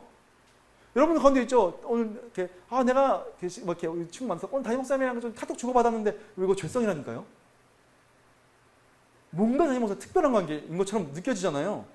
이게 우리가 가지고 있는 문화 속에서는요 좋은 것처럼 느껴지지만 실상은요 너랑 나랑 달라를 드러내는 죄성이에요. 사람들을 통해서 만족하려고 하는. 이해가 되시죠? 그러니까 자기 과시, 영향력 문화, 거짓된 자. 그러니까 이게 지난번에 얘기했던 것처럼 내가 사람들한테 인정받고 싶으니까 내 몸매가 사실 별로 좋지 않은데 막 꾸미는 거죠. 여러분 왜 막 있잖아요 그 스노우 필터 왜 쓰는 거예요? 왜 얼굴 뽀샤시하게 만드는 거예요? 자기 진짜 이게 내가 아닌데 사람들한테 더 좋게 보이려고 자기 과장하는 거죠. 그러니까 하나님께서 지금 있는 내 모습 그대로 사랑하시느라고 하지만 실제로 여러분 그거 인정 안 하는 거예요. 사실은 왜냐면 내가 좀 더 나은 내가 돼 사람들이 인정받고 느끼니까. 그러니까 뭐라 그래요? 그들은 사람의 영광을 하나님의 영광보다 더 사랑하더라. 죄라니까요, 죄. 또 뭐가 있을까요? 시간. 세상은 얘기하는 거죠. 야, 더 빨리, 더 많이, 더 효율적으로 내가 살아야 돼. 성과 중심의 사회는요, 쉼을 죄악시합니다. 쉬고 있으면요, 너 좀 문제 있는 사람처럼 느끼게 만드는 프레임이 우리에게 있는 거죠. 좀 막 이렇게 잠깐 쉬고 있는데 게으르다. 빨리 해라. 이런 얘기 하는 거예요. 그러면서 얘기한 거죠. 쉬면 게으른 거야. 계속 우리한테 가스라이팅 하는 거예요. 바쁘지 않으면 네 인생은 가치 없는 거야. 빨리빨리 문화. 이거 우리 한국 사회 대표적인 거 아닙니까? 빨리 뭔가 더 많이, 끊임없이, 중독처럼. 여러분, 어떤 분이 이제 공부 같은 거 하는 거 이제 SNS에 올리는데, 진짜 이게 사람이 할 수 있는 어떤 그런 시간일까? 모든 목사님이 그런 거 올리는 거예요. 맨날 뭐 철학 공부한 거고, 자기 성경 연구한 거 올리고, 계속 하루에 게시물이 10개가 넘어요. 제가 그걸 보면서 무슨 생각이냐면, 이분이 이거를, 저도 이제, 자랑 아니고, 저도 열심히 하는 스타일이란 말이에요. 저도 열심히 한단 말이에요. 그럼 제가 강의 같은 거 중요한데, 이게 대강 보면, 아시잖아요. 이렇게 요리할 때 이 요리가 많이 해보신 분들은 이게 각이 나오는 거죠. 딱 보면 이 재료랑 이거 보면 레시피를 보면 얼마나 걸리겠다. 딱 각이 나와서 딱딱딱딱 순서대로 하잖아요. 저같이 못하는 사람들 어제 제가 아내 대신에 애들 밥 해주는데 곰탕 끓였다가 막 소세지 구웠다가 막 우왕좌왕하면서 엄청 오래 걸렸단 말이죠. 여러분도 아시잖아요. 딱 보면 이게 요거 들어가면 딱딱딱 각 나와서 바로 할 수 있는 거. 저도 성경 연구하고 강의 만들고 이런 거를 대강 보면 각이 나와요. 이게 얼마나 몇 시간 걸리겠다. 이거 PPT 제가 오늘 아침부터 만드는 거거든요. 각이 나오거든요. 근데 그 목사님이 하는 스케줄을 하려면요. 새벽부터 밤까지 그것만 해야 되는 거예요. 근데 그걸 계속 올리는 거죠. 그게 문제가 뭐냐면요. 하나님과의 친밀한 시간을 뺏기는 거예요. 그거 하느라고 진짜 하나님을 묵상하는 건 어떤 거예요? 잠잠하게 그분 음성 들으러 나오는 거고 기도하러 나오는 거고 이런 바쁜 문화 속에서요. 가장 죄악되는 게 뭔지 아세요? 기도예요. 한국 사회에서 진짜 열심히 하는 청년들, 진짜 열심히 하는 우리 그 집사님들, 권사님들, 장로님들 있잖아요. 그분들, 목사님들, 여러분 목사가 됐을 때 가장 쉽게 놓치는 게 뭔지 아세요? 기도 시간이에요. 기도 시간. 그러니까 뭐 앉아서 몇 시간씩 하는 목사님들에 대한 얘기할 때 대단한 것으로 느껴지는 건 뭐냐면 목사들은요 신학교 들어가면 기도 시간이 팍 줄어요. 신학교 들어가면. 그래서 이렇게 집사님들이 더 신학이 좋고 청년일 때 신앙이 더 좋은데 신학교 들어가면 신앙이 줄어들어서 나온다. 이런 얘기가 괜히 있는 게 아닙니다. 왜요? 네가 뭔가 지금 막 뭔가 열심히 하고 있지 않으면 죄악시되는 문화 속에서 뭔가 느긋하고 하나님과 소통하는 문화는요 죄악시되는 거예요. 죄죠, 죄. 근데 하나님과 멀어진 건 뭐예요? 죄예요. 이 문화 속에서는 그게 잘하는 거라고 부추기죠. 야, 너 열심히 하고 있구나. 청년부 아니면 뭐 우리 집사님 뭐 교회 활동 와서 막 식당에서 봉사 열심히 하시는데 그거 하느라 기도할 시간 말씀하는 보는 시간 줄어드는데 근데 여러분 잘한다 그래요. 그렇지 않습니까? 다 죄죠. 사상은 어떻습니까? 정치 이념이 노리고 요즘에 이런 얘기 하더라고요. 우파가 아니면 기독교인이 아니다. 이런 얘기 실제로 공공연하게 한다니까. 아니에요, 여러분. 아니에요. 여러분 그렇게 되면 뭐예요? 정치 이념이 하나님보다 더 높아진 거예요. 내 궁극적인 관심이 된 거예요. 우리 지난번에 살펴봤던 고린도서 1장의 내용이 딱 그거 아닙니까? 하나님보다 사람을 더 의지하는 거. 죄라는 거죠, 그것도 다. 그렇죠? 마지막으로 자신에 대해서 높이는 거. 오늘날 사람들에게 제일 인기 있는 메시지가 뭡니까? 네 인생은 네 거고 네가 하는 게 맞는 거야. 반박시 네 말이 맞습니다. 막 이런 얘기 하잖아요, 막. 그렇지 않습니까? 야, 네 인생은 네 거고 네가 결정하는 거야. 딴 사람한테 지배받지 마. 그러면서 결국에 얘기하는 게 뭡니까? 하나님은 없어. 그러니까 자기 우상화가 되고 정체성이 혼란이 오는 거고 그러니까 인생의 목적을 잃어버리죠. 하나님이 우리의 인생의 목적이거든요. 왜냐면 우리는 여러분 피조물이에요. 피조물은 목적이 있어서 만들어진 존재라는 거죠. 무목적한 여러분 노트북이 왜 만들어졌겠어요? 이거는 이런 용도로 쓰라고 만들어진 거예요. 이런 목적이 없었으니까 안 만들었을 거예요. 여러분 사람은요 목적이 있습니다. 누구에게 목적이 있냐면 우리 자체의 목적이 있는 게 아니고 하나님께 목적이 있는 거예요. 근데 하나님을 없애고 내 인생의 주인 날아가면요 무목적한 인생이 되는 거죠. 방황하는 거예요. 근데 세상은 이거를 맞다라고 얘기하죠. 죄예요, 죄. 그래서 원래 우리 존재는 하나님 안에 있는 존재다라고 얘기해 볼 수 있는 겁니다. 자, 그래서 얘기해 볼 수 있는 거죠. 무슨 얘기냐? 고린도 교회에 왜 이런 심각한 문제들이 나타났냐라고 했을 때 그들이 진짜 내가 어디에 속했는지를 헷갈리니까 자, 세상이 말하는 대로 살아가게 된다는 거예요. 그러니까 이 하나님의 말씀이 없으니까 죄가 죄인지를 모르는 거죠. 제가 계속 말씀을 계속 보여줬어요. 아까 이 문화 하나하나 우리 한국 사회의 문화 속에서 나타나고 있는 어떤 카테고리를 얘기하면서 이게 아니라고 하면서 말씀을 보여줬던 거죠. 여러분 성도가요. 내가 어떠한 존재인지를 까먹어버리고 그 인생 가운데 말씀이 없어지면요. 이게 죄인지를 몰라요. 이해가 되시죠? 자, 무슨 말을 하리요? 율법이 죄냐? 율법 자체가 나쁜 거냐? 아니다. 왜? 율법은 들었을 때 죄가 죄인지를 깨닫게 하는 게 율법이라고. 하나님 말씀이 우리 죄인을 깨닫게 하죠. 아까 계속 이 카테고리 하면서 마지막에 제가 말씀 보여드리는 이유가 뭐냐면 이거 우리한테 자연스러운 건데 성경에서는 죄라 그러네. 드러내는 거예요. 이게 없으면요. 이 세상을 살아가는 동안에 우린 너무 익숙하고 너무 자연스러워서 이게 문화라서요. 죄가 죄인지를 몰라요. 그러니까 우리는 여러분 우리가 누구인가? 우리가 단지 이 세상에 속한 존재인가? 아니면 그리스도께 속한 하나님 나라의 백성, 하나님께서 우리의 주인 되시는 것을 아는 인생인가? 요거를 아는 게 굉장히 중요하다는 거죠. 자, 그래서요. 저는 이 얘기를 하고 싶은 겁니다. 만약에 우리가 이게 앵커가 있죠. 닻이 있습니다. 닻을요. 하나님의 말씀과 우리 존재가 어떤 존재인지 여러분 그래서요. 지난 시간에 했던 강의가 진짜 중요한 거예요. 무슨 얘기냐? 바울이 왜 분쟁과 파당의 문제를 왜 가장 먼저 가장 시급하게 얘기했냐면요. 이 얘기예요. 여러분 우리 지난 시간에 1장부터 4장까지의 정체성에 대한 확립이 없으면 이 얘기 자체를 못하는 거죠. 왜? 우리는 세상 속에 살아가는 사람들이니까. 근데 우리는 그게 아니라 그리스도께 속했다. 세상에 속해 있는 존재가 아니고 그리스도께 속했으니까 그리스도의 뜻에 따라야지. 그러면서 하나님의 말씀에 우리가 닻을 내려가지고 있지 않으면요. 이 문화의 근육 속에서 휩쓸리면서 그냥 그렇게 살아가는 거예요. 세상 사람처럼. 여러분에게 얘기하고 싶은 건 뭡니까? 자, 그러니까 우리는요. 우리의 변화된 정체성. 지난 시간에 배웠던 거 내가 누구인지 아침마다 거울 보면서 얘기하세요. 그래서 하고 나가는 거예요.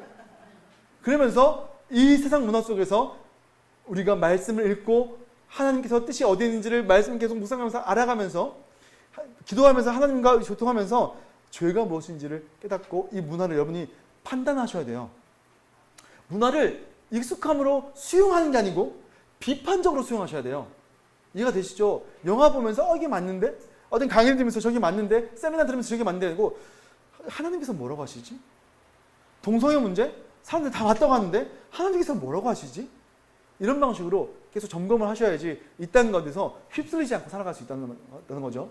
그렇다면 바울은 이 죄에 대해서 그러면 뭐라고 얘기하느냐? 어떻게 이미 이 교회 안에 들어와 있는 죄, 이미 드러난 죄에 대해서 어떻게 반응하는지를 좀 보자는 거죠. 자, 뭐라고 하느냐 보시죠. 이런 일을 행한 자는 내가 이미 판단했다. 그러니까 뭐냐면 그거 죄야. 영적으로 판단했다는 거예요. 그거 너희한테 자연스러운 거라고? 아니, 그거 죄다! 라고 얘기하고 이 문제에 대해서 명확하게 그 사람을 잘라냈다는 거죠. 외적과적으로. 그 죄 있는 사람을요, 그냥 거기서 내버려 두지 않았다는 겁니다.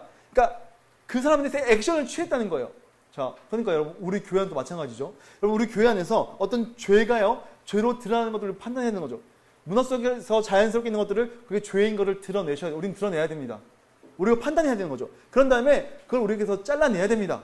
자, 그래서 그러면 이제 그러면 목사님 그 죄인은 그냥 출교시켜가지고 우리는 상관없는 사람이 되는 겁니까? 그게 아니라 일단 그것을요 죄인 것을 명확하게 하고 우리 거룩한 성도들과 분리시킨 다음에 이 사람에 대해서 죄에 대해서 깨닫게 하고 그 사람을 회개시키는 거죠. 그러니까 고린도 후서에 아까 그 음란한 죄 지은 사람이 나중에 회개했다 그랬잖아요. 그랬더니 얘기하는 게 이거였다고요. 그 사람이 회개했을 때 그 사람들에게 나타나고 그가 근심을 잠기지 않고 위로해라. 돌아왔으니까 위로해라. 그 음행했던 사람들에서 그 음행 자체를 한 사람에게 이렇게 얘기한다고요. 무슨 얘기냐?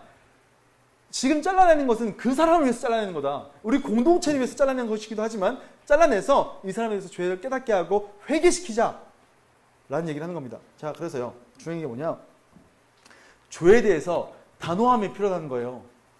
교회 안에서 바라보면서 내가 저 사람한테 저런 얘기하면 저 사람 상처받겠지? 그게 좋은 게 아니에요. 왜냐면 여러분 여기서 얘기하죠. 누룩이 온 덩이에 퍼지는 것처럼. 누룩이 뭡니까? 이스트잖아요. 그게 여러분 조그맣게 들어가도 빵을 확 달라지게 만들어 버리잖아요. 그럼 죄를요 방치하면 안 된다는 겁니다. 여러분 죄를 방치해서 생기는 문제가 얼마나 많은지 아십니까? 여러분 이 아간의 범죄 보십시오. 아간 그냥 이게 뭐라고? 그렇죠? 뭐 외투 한 벌하고 뭐 좀 숨긴 게 뭐 그렇게 대수라고 우리가 느끼죠. 근데 이것 때문에 전쟁을 실패해요. 하나님께서는 이걸 그냥 두지 않으신다고요. 그럼 또 뭐가 있을까요? 암논과 다말의 사건 있지 않습니까? 여동생인 다말을 이복 형제인 암논이 강간하는 사건이 있었잖아요. 아주 심각한 문제였죠. 근데 이걸 여러분 다윗이 우유부단하게 아무런 조치도 안 취합니다. 결국에 이 문제 때문에 어떻게 돼요? 왕가가 박살나죠. 다윗 쫓겨다니는 일이 이것 때문에 일어난 거예요. 방치해서. 또 어떤 일이 있을까요? 사울이 범죄한 거. 사울이 아말렉과의 전투에서 사람들 눈치 보면서 뭐 챙긴 게 있는 거예요. 이것 때문에 이 사람 왕에서 쫓겨나요. 나라가 엄청 힘들어졌던 거죠. 또 뭐가 있을까요? 사사기 시작하면서 여호수아에서 계속 전투했던 것들이 있었던 거죠. 근데 하나님께서 다 직멸하고 그 땅에 있는 모든 가난한 사람들 다 쫓아내라라고 했는데 1장에서 어떻게 돼요? 점점 같이 살아요. 그러니까 여러분 그 사사기 다윗 목사님 얘기하는 것처럼 이 스파이럴 하강 구조라고 하거든요. 이 사사기를 읽다 보면요 점점 끔찍해져요. 죄악들이. 그러니까 요 문제, 이 남아있는 가난한 사람들을 진멸하지 않고 얘네들을 종 삼고 얘네랑 같이 살면서 일어난 문제, 사사기 끝에 가면 아주 심각한 문제로 두 가지 문제가 나오죠. 레위인의 첫 문제, 그죠? 이런 문제가 아주 끔찍한 문제로 이스라엘이 가나안 땅에 들어갔지만 완전히 초전 박살나가지고 끝나버린 사사기적 암울함으로 끝나버리는 게 요 앞에 있는 1장에 있는 거 방치해서 그렇다고요. 그럼 교회 안에 있는 어떤 죄된 문제를요 방치하는 게 좋은 게 아니에요, 여러분. 바울은 여기에 대해서 명확하게 잘라내라, 드러내고 잘라내라라고 하죠. 왜 그럴까요? 우리가 거룩한 자라서 그래요. 그럼 교회는요 거룩한 자로 부름 받았습니다. 그래서 여러분 청교도 신학자인 존 오웬은요 그의 책 죄 죽이기라는 책에서 이렇게 얘기합니다. 같이 읽어봅시다. 시작. 죄를 죽이라. 그렇지 않으면 죄가 너를 죽일 것이다. 이 개인에게도 마찬가지죠. 여러분 우리가 문화 속에서 익숙해져 있는 어떤 죄됨들이요 여러분 그 방치하면 안 돼요.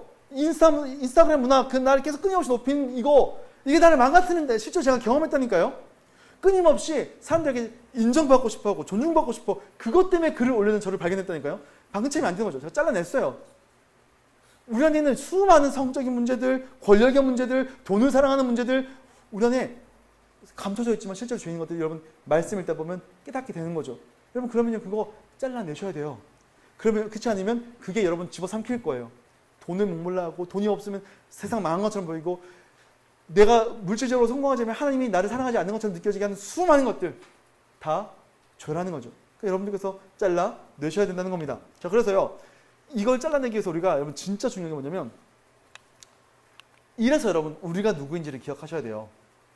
지난 시간에 배웠던 정체성이 이렇게 중요합니다, 여러분. 그래서 너희가 누구냐라고 했더니 너희는 누룩 없는 자다라고 얘기한다는 거예요. 여러분 누룩이 성경에서 항상 죄랑 연결되잖아요. 너희는 누룩 없는 자다라고 얘기하면서 묵은 누룩을 너희 가운데서 내어버려라 라고 하는 거죠. 그러면서 오늘 말씀을 읽다 보면 예수님께서 6월절 양이 되셔서 우리를 위해서 희생하셨다라고 얘기하면서 너희가 그래서 어떻게 나가요? 출애굽할 때 이스라엘 백성들 어떻게 나가요? 6월절 날? 급하게 양고기 먹고 누룩 없는 빵 먹고 나가잖아요. 이거에 대한 상징이에요. 누룩이 없는 게 급하게 먹었다는 뜻이 아니고 그들 가운데서 그들을 변화시킨 것들, 죄된 것들을 잘라냈다라고 하면서 6월절에 먹는 음식으로 누룩 없는 빵이 나오는 이유죠. 그래서 누룩은요, 이렇게 요거를 이렇게 만듭니다. 아시죠? 이스트, 효모. 이렇게 반죽시키면 이렇게 바꾸죠. 성질을 바꿔버립니다. 여러분, 이스트의 중요한 게 뭐냐면 부풀리는 거, 조그만 죄를요, 처음만 어려워요. 제가 대학생 때, 연애할 때 제가 알았습니다. 처음만 어려워요. 그렇죠? 이해가 되시죠? 손 잡고 싶은 거예요, 자매랑. 손 잡으면요, 그다음부터 스킨십은요, 고속도로예요. 늘 그것 때문에 고민하죠. 형제 자매도 똑같습니다. 처음만 어려워요. 죄요? 처음만 어려워요. 왜요? 여러분, 죄를 씻기 시작하잖아요? 그러면 길이 나요. 우리가 그 잔디밭 만들어 놓고 들어가지 마시오 팻말 붙어 있잖아요. 그렇죠? 근데 우리가 한 명이 이렇게 들어가는 거예요. 그럼 어떻게 돼요? 잔디밭이 좀 늘리죠. 그럼 사람들이 그걸 계속 다니는 거예요. 그럼 어떻게 돼요? 그것이 길이 돼요. 제가 가르마 여기로 타잖아요. 가르마. 제가 여기로 탄단 늘 여기로 탄단 말이죠. 원래 제 가르마가 이쪽이 아니었어요. 원래 이쪽이었어요. 근데 제가 어느 날부터 여기 가다 이쪽을 가르마 타다 보면요. 머리 감아도 여기가 이렇게 되어 있어요. 여기가 좀 더 빠져 있어요. 그렇죠? 길이 생긴 거예요. 길들여진 거예요. 여러분, 작은 죄를요, 방치하면 그게 길이 돼요. 최근에 제 SNS로 어떤 분이 이제 메시지를 보냈어요. 근데 그분이 안타깝게도 어떤 목사님이었어요. 뭐라고 하냐면, 목사님이 좀 상담하고 싶은 게 있는데, 제가 음란함에 빠져 있습니다. 그래서 이제 포르노에 빠져 있습니다. 처음에는 이게 스트레스 받을 때 한번 봤던 건데, 지금은 끊을 수 없을 만큼 너무 괴롭습니다. 어떻게 하면 좋을까요? 이런 저한테 메시지가 왔더라고요. 여러분, 이게 처음에 내가 막 어떤 분노가 일어나고 내 안에 어떤 공허함, 이분이 미혼이거든요, 보니까. 어떤 그 정욕, 이런 게 올라오니까, 한 번만 내가 보고 말아야지. 이거 봤는데, 거기가 처음만 어렵지, 그 길이 나면요, 그냥 계속 다니는 거예요. 죄가 그렇게나 무섭습니다. 여러분께서 죄를 딱 판단하면요, 그게 죄인 걸 알고 끊어내셔야 됩니다. 이 죄에 대해서 판단할 때 어떻게 하느냐, 이게 이제, 우리 처음에 첫 번째 강의에서 배경을 썼던 장면인데, 이 바울이 음행하는 자들과 사귀지 마라 라고 했던 거죠. 그랬더니 고린도가 오해를 한 거죠. 그럼 세상과 사귀지 마, 세상과 나가지 마, 세상과 어울리지 마 라고 했었는데 바울이 뭐라 그러냐면 그게 아니라 교우 안에 있는 음행하는 자들과 사귀지 말라고 이렇게 얘기하는 거죠. 교회 안에 있는 죄와 여러분 타협하지 말라는 거예요. 같이 있지 말라는 거예요. 여러분 성찬 같이 하지 말라는 겁니다. 죄를요, 여러분 우리가 성찬할 때 항상 얘기하잖아요. 여러분 참 안타까운 건데 많은 교회들이 사실 이거를 약간 이제 형식상 합니다. 왜냐하면 이게 드러나면 창피하니까 여러분 성찬하기 전에 회개하고 오십시오 얘기하는 거고, 여러분 마음 가운데 거리낌이 있다면 오늘 성찬 안 하셔도 됩니다. 이거 얘기하자면 다 하잖아요. 그렇죠? 여러분 이게 그 이전 세대에 치리하는 어떤 문화 속에서는요 절대적인 거였어요. 아주 중요한 거였습니다. 그래서 그 1세기 기독교인들에게는 디다케라는 문서가 있었거든요. 이게 뭐냐면 사도들의 가르침이라는 건데, 실제로 사도들이 가르쳤는지 안 가르쳤는지 정확하지는 않지만 그 내용 중에 뭐가 있냐면 죄인이 있다면 절대로 성찬에, 우리가 한 연합이다, 성찬에 참여하지 못하게 하고 요 문제가 해결하게 되고 공적으로 죄에 대해서 고백하고 용서받으면 그 다음에 들어오게 해라. 1세대는 게 굉장히 중요한 거였어요. 그 다음 교부시대 때도 마찬가지였고, 이게 언제 망가지면 중세시대 때 망가지죠. 중세시대 때 사제주의가 들어오면서 고회 성사를 하면서 이게 망가집니다. 그래서 이게 루터나 칼빈 때도요 이게 굉장히 중요해집니다. 그래서 칼빈은요 교회 안에 마땅히 있어야 하는 게 말씀과 기도와 칠이라고 합니다. 권징이라고 합니다. 권징. 그러니까 교회가 교회로서 존재하기 위해서 반드시 있어야 되는 게 뭐냐면 말씀, 성경, 기도. 그 다음 또 뭐가 있어야 될까요? 우리 뭐 소그룹 공동체 이런 게 예배라고 얘기했었잖아요. 권징이에요. 권징. 죄에 대해서 치리하는 거. 그다음에 그 다음 시대에 우리가 이제 웨스트민스터 소요리 문답이라고 하는 그 웨스트민스터 총회에 모였을 때요. 권징 조례라는 걸 만들었어요. 교회 안에 죄 있는 사람을 이렇게 해결하십시오라고 하는 조례까지 문서를 만들었어요. 오늘날에는 별로 거기에 대해서 얘기하지 않는 것처럼 보여요. 근데 여러분, 교회 안에, 성도 안에 죄의 문제 판단하는 게 그렇게 중요하다는 겁니다. 그러니까 교우 가운데 음행이 있는 것들을 잘라내라. 너희 거룩함을 유지하라라고 얘기하는 거죠. 그래서 바울은 이렇게 얘기하는 겁니다. 야, 세상 죄에 대해서는 하나님이 알아서 판단하실 거야. 세상 죄에 대해서 그건 동성이 이제 세상 사람들에게 얘기하죠. 야, 그 동성의 죄야. 근데 여러분 아무 의미 없어요. 이렇게 얘기하면 좀 너무 좀 이상하게 들릴 수 있지만, 여러분 세상 사람들에게 동성의 죄야라고 해도 그 사람들은 콧방귀도 안 낍니다. 그거 자연스러운 거니까. 근데 그건 하나님이 판단하실 거예요. 근데 교회 안에 있는 사람들 대해서, 교회 안에 있는 죄인들에 대해서 바울이 얘기하는 게 뭐냐면, 너희가 판단해야 돼. 너희가 잘라내야 돼. 라고 얘기하는 거죠. 교회 안에 스며들어 있는 그 문화적인 죄들을 끄집어내서 없애라는 거죠. 자, 이 일에 대해서 어떻게 우리가 그렇다면 이 미혹을, 죄의 미혹을, 문화적인 미혹을 피할 수 있을까라는 얘기를 하는 거죠. 그러면서 다시 우리는 지난 강의를 떠올려 보셔야 됩니다. 우리가 이 문제에 대해서 어떻게 피하고 해결할 수 있느냐라고 했을 때, 여러분 뭐라고 얘기하냐면, 너희의 BC와 AD를 명확하게 해라 라고 얘기하는 겁니다. 자, 무슨 얘기냐? 자, 너희가 이전에는, 여러분, 그러니까 제가 그리스도의 것 이거 계속 하라는 이유가 뭐냐면, 이게 진짜 중요한 거예요. 왜냐면 나 그렇게 살면 안 되는 사람이라는 걸 인식하게 만든다는 거예요. 내가 계속 이러고 있으면 안 되는데, 내가 계속 음란건데 빠져 있으면 안 되는데, 내가 계속 돈에 종속되어 있는 것처럼 살아가면 안 되는 데를 인식할 수 있는 우리의 그 바로미터가 뭐냐면, 내가 누군지를 아는 거예요. BC가 뭡니까? Before Christ. 그리스도께서 오시기 전에는 내가 불의한 자였고, 내가 음행하는 자, 우상숭배하는 자, 간음하는 자, 탐색하는 자, 이게 자연스러운 거였어. 근데 AD 아노 도미니, 주의 날 이후에, 주 이후에 아노 도미니, 그 다음에 뭡니까? 네가 누구냐면, 너는 하나님의 성령 안에서 씻김 받았고, 너는 거룩함을 받았고, 너는 의롭다 하심을 받았어. 네 안에 죄가 있는 게 자연스러운 게 아니야!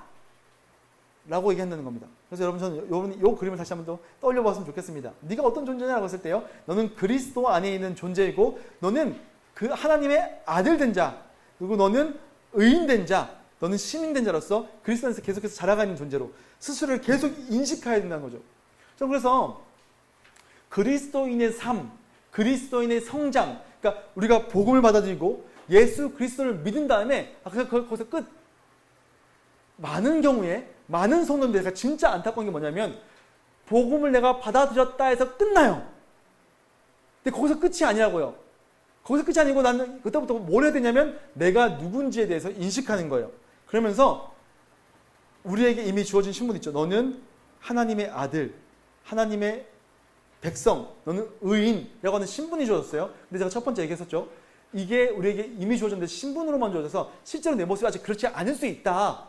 그러니까 창녀를 데려다가 왕후의 옷을 입혔는데 왕후의 모습이 아직 안 드러나더라 라는 얘기를 했었던 거 기억하시죠? 그럼 지금 우리의 그리스도의 삶은 뭐냐면, 그 완성형을 향해서 나아가는 게 우리의 삶이에요. 이해가 되세요? 자, 내가 오늘이랑 어제랑 똑같으면 안 돼요. 나는 어제보다 좀 더 그리스도를 닮아가야 돼요. 그리스도께서 우리의 모범이 되고, 내가 그리스도를 닮은 성품이 나오고, 성령의 9가지 열매가 익어간다 라고 하는 말은 뭐냐면, 내 모습이 오늘 멈춰있고 내 그냥 신분만 바뀌기 위해서 멈춘 게 아니고, 이 그림처럼요, 화살표 방향 있잖아요. 어디까지 자라가요? 성경에서 어디까지 자라가래요? 그리스도까지. 이해하세요 여러분? 우리가 그 받은 신분의 끝판왕, 우리의 그 롤모델인 그리스도까지, 주님 다시 오시는 날까지 그리스도까지 자라나가는 게 우리의 사명이라고요. 그러면 우리가 끊임없이 우리 스스로 존재, 나는 의인이야, 난 사랑받는 존재야, 난 세상에서 뭔가 날 인정해주지 않아도 이미 하나님께 용납받은 존재야, 난 이 땅에서 세상 문화 속에 어울려 살아가는 게 아니고 하나님 나라의 문화, 하나님 나라 문화를 따라가는 사람이라는 걸 인식하면 인식할수록 점점 거기 더 다가가겠죠. 말씀 안에서, 기도 안에서 점점 거기가 닮아가고 있는 모습이 드러나겠죠. 그게 성도의 삶이라고요. 이해가 되세요? 성도의 삶은요, 그냥 이 땅에서 똑같이 살아가는 게 아니고 점점 그 닮은 모습으로 살아가는 것이 바로 우리의 모습이다 라고 하는 겁니다. 그래서 우리가 이 그림, 전 외우세요. 이 그림은 그냥 외우시는 거예요. 이 그림은 우리가 이 세상 나라 속에 살아가지만 아까 그런 존재로서 주님 다시 오시는 재림 때까지 요 임의와 아직 사이, 이미 임했지만 아직 완전히 하지 않은 요 시대 가운데 세상의 문화 속에서 하나님 나라 살아가는데 어떤 존재는 이미 의인, 나는 이미 자녀, 나는 이미 하나님 나라의 백성으로 그분을 닮아가는 모습으로 살아갈 건데 이 세상 속에서 끊임없이 나에 대해서 야 그거 괜찮아, 너 그렇게 살아도 돼, 이게 당연한 거야, 이렇게 안 살면 망해 라고 하는 것 속에서 그게 아니라 나는 하나님께 속한 사람이니까 여기에 붙들려서 살겠다라고 하는 의식이 우리 가운데 있어야 된다고요. 이거를 여러분 카운터 컬처, 반문화라고 얘기합니다. 이 세상 컬처, 이 세상 문화 속에서 살아가면서 그 세상이 아니라 하나님 나라에 속한 모습으로 살아가는 것을 카운터 컬처, 반문화라고 얘기한다고요. 자, 그래서 오늘 이제 말씀 속에서 나오는 거 보면 이렇게 얘기할 수 있겠죠. 세상은요, 여러분에게 이렇게 할 겁니다. 법적으로 아무 문제 없어. 문화에서 얘기하는 거죠. 이거 당연한 괜찮은 거야. 고린도 교회가 얘기하죠. 고린도 교회가 뭐라고 하냐면 모든 것이 가능하다고 얘기합니다. 여러분 모든 것이 가능하다라고 하는 말은요. 헬라 문화권 상용구예요. 상용구. 속담처럼 쓰는 말입니다. 너는 이게 윤리적으로 법적으로 아무 거리낌이 없으니 그건 해도 되는 거야. 여러분 그리스도인이 술을 마시면 될까요? 안 될까요? 논의가 많죠. 야, 성경에 그런 게 어딨어. 예수님도 술 마셨어. 포도주.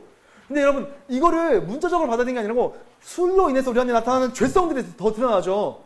그럼 그냥 안 마실 수 있는 거예요. 성도로서. 근데 세상은 여러분이 뭐라 그래요? 야 나도 집사야. 마셔도 돼. 성경에 안 나오잖아. 괜찮은 거야. 근데 우리는 거기에 대해서 얘기하시는 거죠. 나는 이게 나의 어떤 정체성을 흔들리게 만들고 나로서의 존재를 인식하지 못하게 만들게 나 안 마실 수 있어. 라고 하는 거죠. 세상 문제, 윤리 속에서 아무런 문제 없어. 근데 바울은 뭐라고 얘기합니까? 야 맞아. 근데 다 유익한 건 아니야. 라고 얘기하는 거죠. 술 마실 수 있어. 근데 그게 나한테 유익하지가 않네? 그럼 나 안 마실 거야. 왜냐하면 술을 마시는 건 문제 없지만 그걸 마시다 보면 어떤 일이 생기냐면 내가 진짜 마음에 공허함이 생기고 슬픈 일이 생길 때 기도하러 나가는 게 아니라 뭘 마셔요? 술 마시는 거예요. 하나님을 놓치게 되죠. 근데 이게 나한테 좋은 게 아니니? 나한테 다 유익한 건 아니네? 안 하겠어! 라고 얘기한다는 거죠. 바울이. 영적으로 문제 있다는 거죠. 이게 나의 유업을 상실하게 만들 수 있어 라고 하는 거죠. 그러니까 바울이 뭐라고 합니까?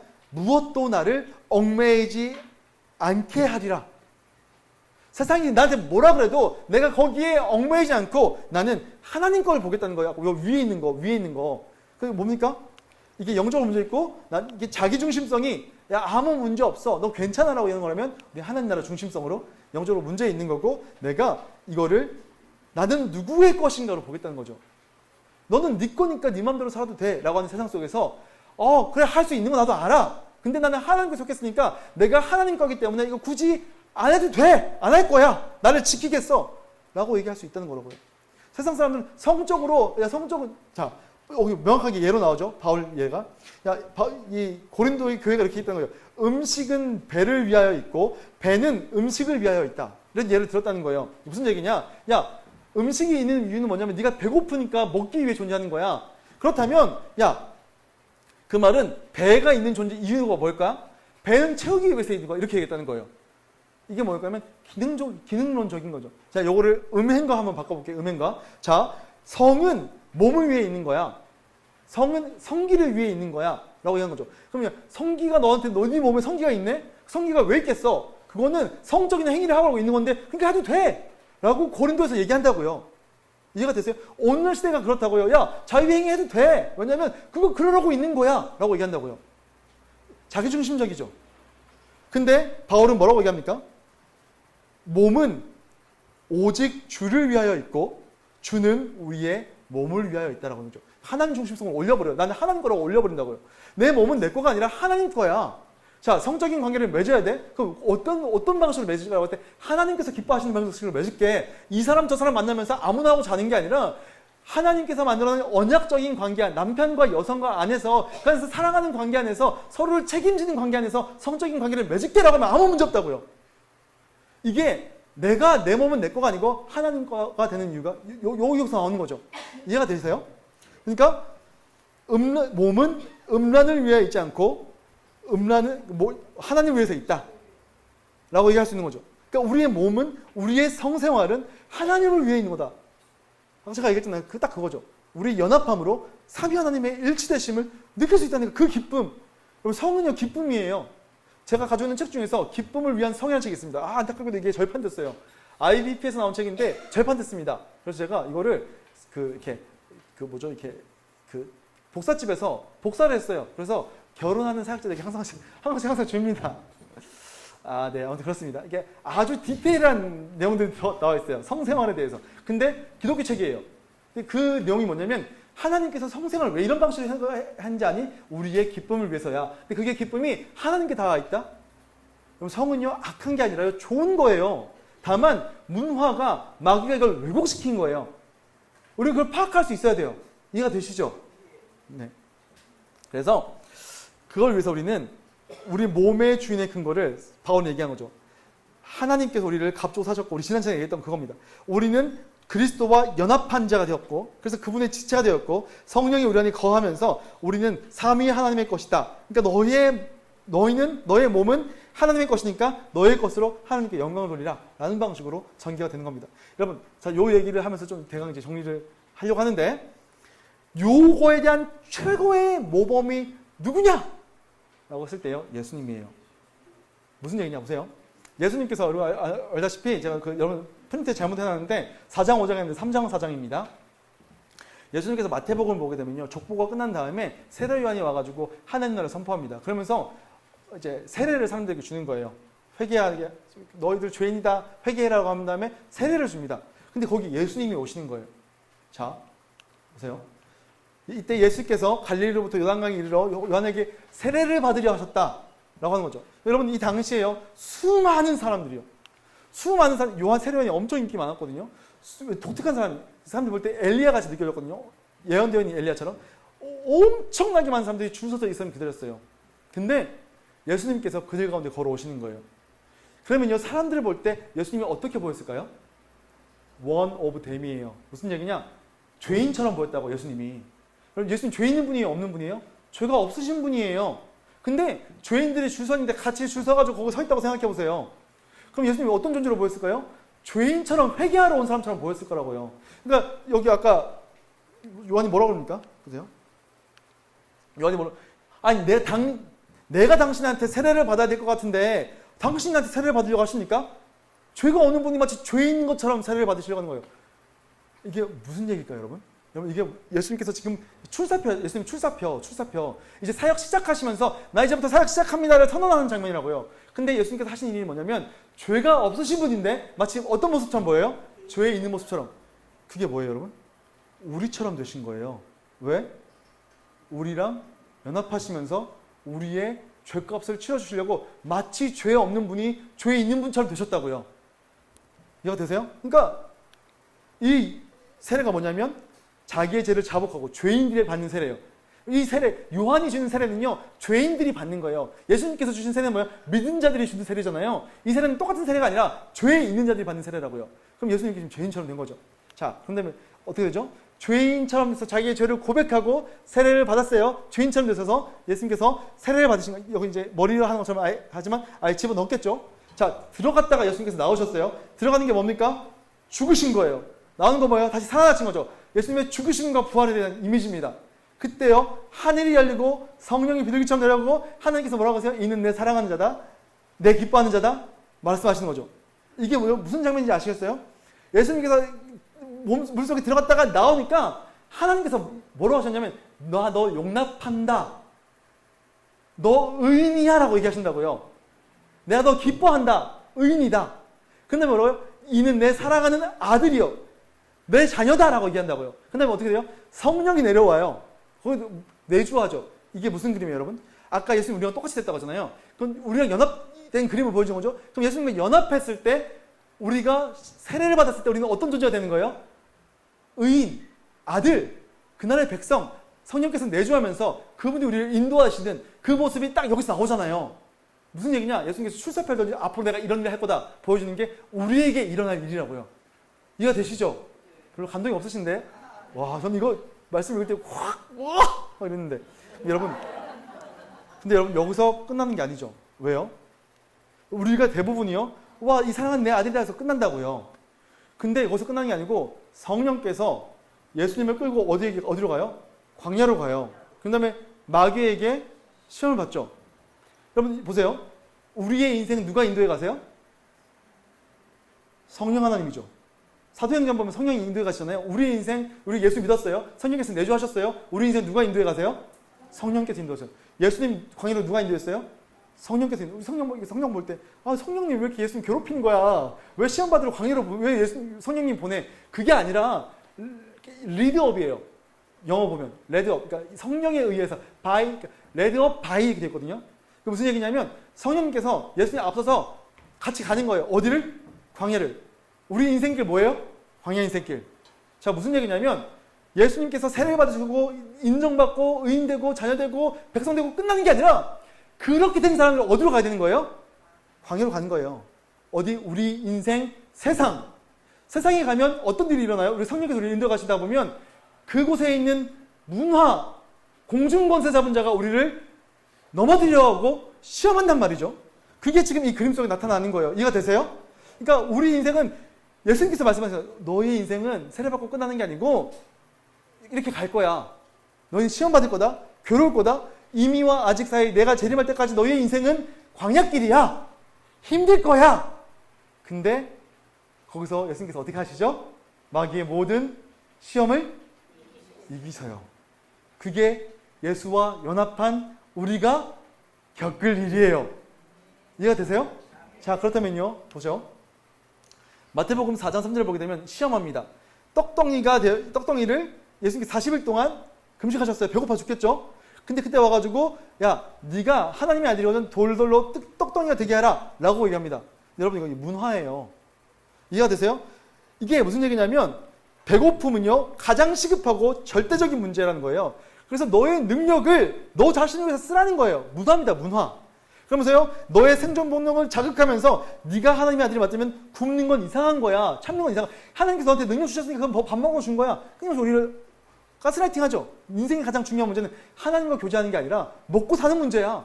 문화 속에서 우리에게 얘기한다고요. 근데 이걸요 오늘 우리로 따지면 돈 없으면 실패자다. 능력 없으면 넌 가치 없다. 믿으면 물질적인 복을 받아야 된다. 이런 연결되어 있는 부분인 거죠. 그랬더니 예수님께서 뭐라고 하세요? 예수께서 대답하여 이르시되 기록된 사람은 떡으로만 살 것이 아니라 하나님과의 교제 이걸로 사는 거야 라면서 말씀으로 받아쳐버리죠. 신명기 8장 3절에 나온 말씀입니다. 자, 아까 우리가 했던 거랑 똑같은 작업이에요.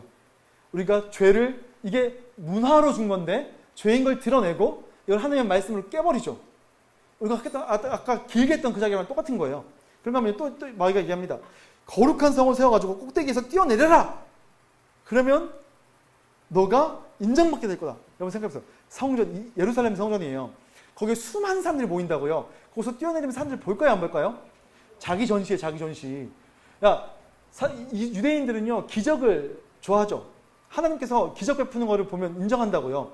야, 너의 존재를 사람들에게 드러내서 인정받아야 돼. 그래야지 네가 괜찮은 삶을 보여. 성공 프레임이죠. 눈에 띄는 성과를 네가 가치가 있다. 네가 기적을 보여주지 못하면 너의 믿음은 진짜가 아니다. 너의 인생을 SNS에서 인증할 수 없으면 그건 의미 없는 거다. 끊임없이 얘기하는 것들을 얘기하는 거죠. 근데 그때 예수님께서 어떻게 죄를 드러내시죠? 하나님이 시험하지 마. 그러면서 말씀으로 깨버리시는 거죠. 그런가 하면요. 마지막으로 뭐가 있을까요? 높은 산에서 야, 너가 권력을 가지기 위해서 네가 어떤 수단과 방법을 써도 상관없어. 나를 경배해라까지 가는 거예요.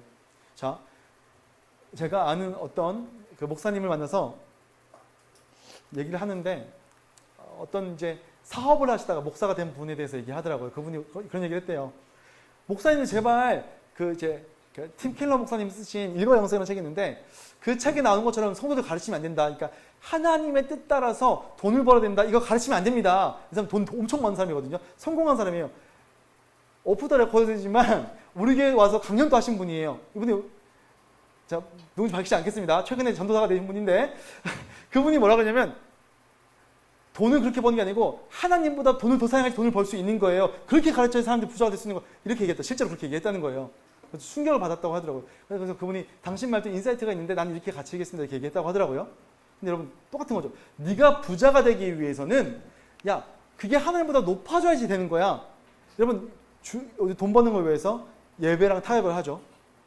우리가 이게 악한 사기 행각일지라도 돈을 벌기 위해서는 해도 된다고 하고 세상에 깨끗한 부자가 어디 있어라고 하면서 성도가 죄를 짓는 거죠. 다 이게 수용되는 거예요, 그냥.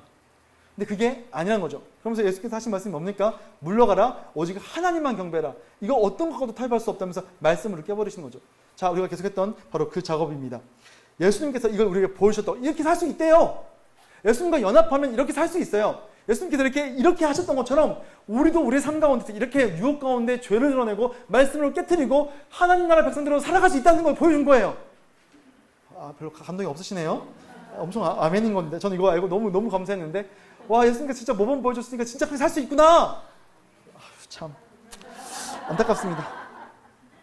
자, 그래서 요 방식을 이제 길게 뒤에 이제 바울은 요 하나하나들 이제 뭐 결혼한 사람, 이혼했다가 과부인 사람 한 명 한 명 이제 어떤 그 음행에 대해서 또 결혼 관계에 대해서 적용을 하는데 이렇게 적용해 볼 수 있을 것 같아요. 마지막으로 어떻게 하면 이 반문화로 살아갈 수 있을까, 카운터 컬처로 살아갈 수 있을까라고 했을 때 우리가 문화 속에 살아가면서 질문하는 겁니다. 여러분, 제가 여러분 프린터에 팀 켈러 목사님이 그 만들어놓은 질문을 제가 넣어놨어요. 나중에 집에 가서 한번 보세요. 제가 중간에 넣어놨던 건데 제가 안 하고 넘어갔습니다. 왜냐면 너무 길어서. 자, 그래서 이런 거 예를 들면 이제 팀 켈러 목사님처럼 내가 여기 막 목매달고 있는 거, 이거 안 되면 막 화가 나는 거, 이런 것들 체크해 보라는 거죠. 여러분 문화 속에 살아가면서. 그래서 질문하면서 이게 죄인가를 판단해 보라는 겁니다. 그러면서 이게 내가 속해 있는 하나님 나라랑 어떤 관계가 있는지를 생각해 보라는 거죠. 자, 여기에 죄인가를 깨닫게 된 거죠. 근데 이제 이 다음에 뭐 해야 되냐면요, 말씀을 들여다봐야 됩니다. 말씀을. 이제 고린도 교회 성도들이 이렇게 되는 거죠. 바울이 이제 7장에서 얘기하는 바가 뭐냐면 이게 죄인 걸 그래서 드러냈어요. 그래서 이 사람들이 하는 얘기가 뭐냐면 그러면 우리 성관계 자체를 안 해야 되는 겁니까? 라고 얘기하는 거예요. 성이 그렇게 음행이고 악한 거면 성관계 자체를 안 해야 되는 거겠네요? 라고 했더니 바울이 그게 아니라는 거예요. 물론 종말론적인 이 시기대 가운데 어떤 정욕적인 것들로 인해서 괴로워하는 거는 안 하면 좋겠지만 그거 너희들 안 되는 거야 하면서 뭐라고 해서 창조 원리로 돌아가는 거예요. 한 남편과 한 여성이 한 이 언약 관계 속에서 부부 관계 속에서 아름다운 성생활 영위를 아까 제가 얘기했던 그 얘기를 바로 여기서 하는 거죠. 그래서 이거를 여기에서 멈추잖아요. 여기서 나의 소속 확인하고 여기서 멈추면 오해할 수 있어요. 성생활 하면 안 되는 건 이렇게 오해할 수 있어요. 제가 어렸을 때 청년일 때 되게 저한테 이렇게 탁 꽂혔던 게 뭐냐면 소설인데 제목이 뭐냐면 예수님이라면 어떻게 하실까라는 소설이 있거든요. 아시는 분 아실 거예요. 제가 거기 꽂힌 거예요. What would Jesus do라는 책인데 제가 항상 이제 모든 상황 속에서 이제 어떤 문화적인 상황 속에서 딱 멈춰서 생각하는 거죠. 예수님이라면 어떻게 하셨을까? 근데 여러분 답이 없어요. 왜냐하면 말씀을 몰라요. 이해가 되시죠? 예수님이라면 어떻게 하실까 했는데 실제로 예수님이 어떻게 하셨을지 제가 모르겠는 거예요. 제발 여러분 말씀을 펼쳐서 보셔야 돼요. 아까 예수님께서 말씀을 계속 깼잖아요. 그래서 여러분 말씀을 읽는 거가 우리한테 성도에게 굉장히 중요한 거예요. 하나님의 뜻이 어디에 있는가? 그분이 우리가 원하시는 게 무엇인지를 찾는 게 굉장히 중요한 거죠. 그래서 하나님의 의도와 목적 찾기. 그런 다음에 나의 상황 가운데 이 복음으로 적용해 가는 겁니다. 아까 창조 원리 이런 것들을 내 삶 속에서 어떻게 할 건지를 찾아가고 정리하고 이걸 교회에서 같이 나누고 함께 세워가는 것들이 우리 삶 가운데 드러내야 된다라고 하는 겁니다. 그래서 우리는요, 오늘 내용들을 이렇게 정리해 볼 수 있겠습니다. 그래서 제가 슬라이드를 안 없앴네. 자, 결론이 뭐냐? 그래서 우리가 오늘 살펴봤던 모든 내용들을 살펴본다면 문화는 원래 하나님께서 주신 좋은 것들인데 때로 그것이 타락되고 왜곡되어서 성도를 미혹하는 도구로 사용될 수 있다라는 거죠. 근데 그게 우리가 익숙하게 살아가는 요 토양과 요 사회와 요 문화 속에서는 우리가 모른다. 고린도 사람들이 음행인 걸 몰랐던 것처럼, 그래서 이거를 율법의 죄를 깨닫게 하는 것처럼 우리가 신앙생활 하면서 말씀을 통해서 이게 죄인 걸 깨달게 하는 거고, 그게 죄인 걸 발견하게 되면 단호하게 잘라낼 수 있어야 된다. 교회가 안에서 잘라내야 된다 라고 하는 거죠. 그리고 그뿐만 아니라 그 문화에 휩쓸려 살아가는 것이 아니라 이 세상은 그렇게 살지만 나는 이 세상에 살아가고 있지만 이 땅의 소속이 아니라 하나님 나라 소속인 걸 알고 나는 반문화적인 삶을 살겠다. 직장에서도 가정에서도 살아가는 데서 모든 사람들이 얘기하는 대로 사는 것이 아니라 하나님의 뜻을 추구하며 살겠다. 반문화적인 삶을 살겠다라고 얘기하는 겁니다. 그리고 우리의 각자 삶 속의 부르심 속에서 이걸 적용하면서 살아가자. 그때 가장 중요한 게 뭐냐면 성도가 이 땅에서 성도가 성도답게 살아갈 때 문화가 바뀐다는 거죠.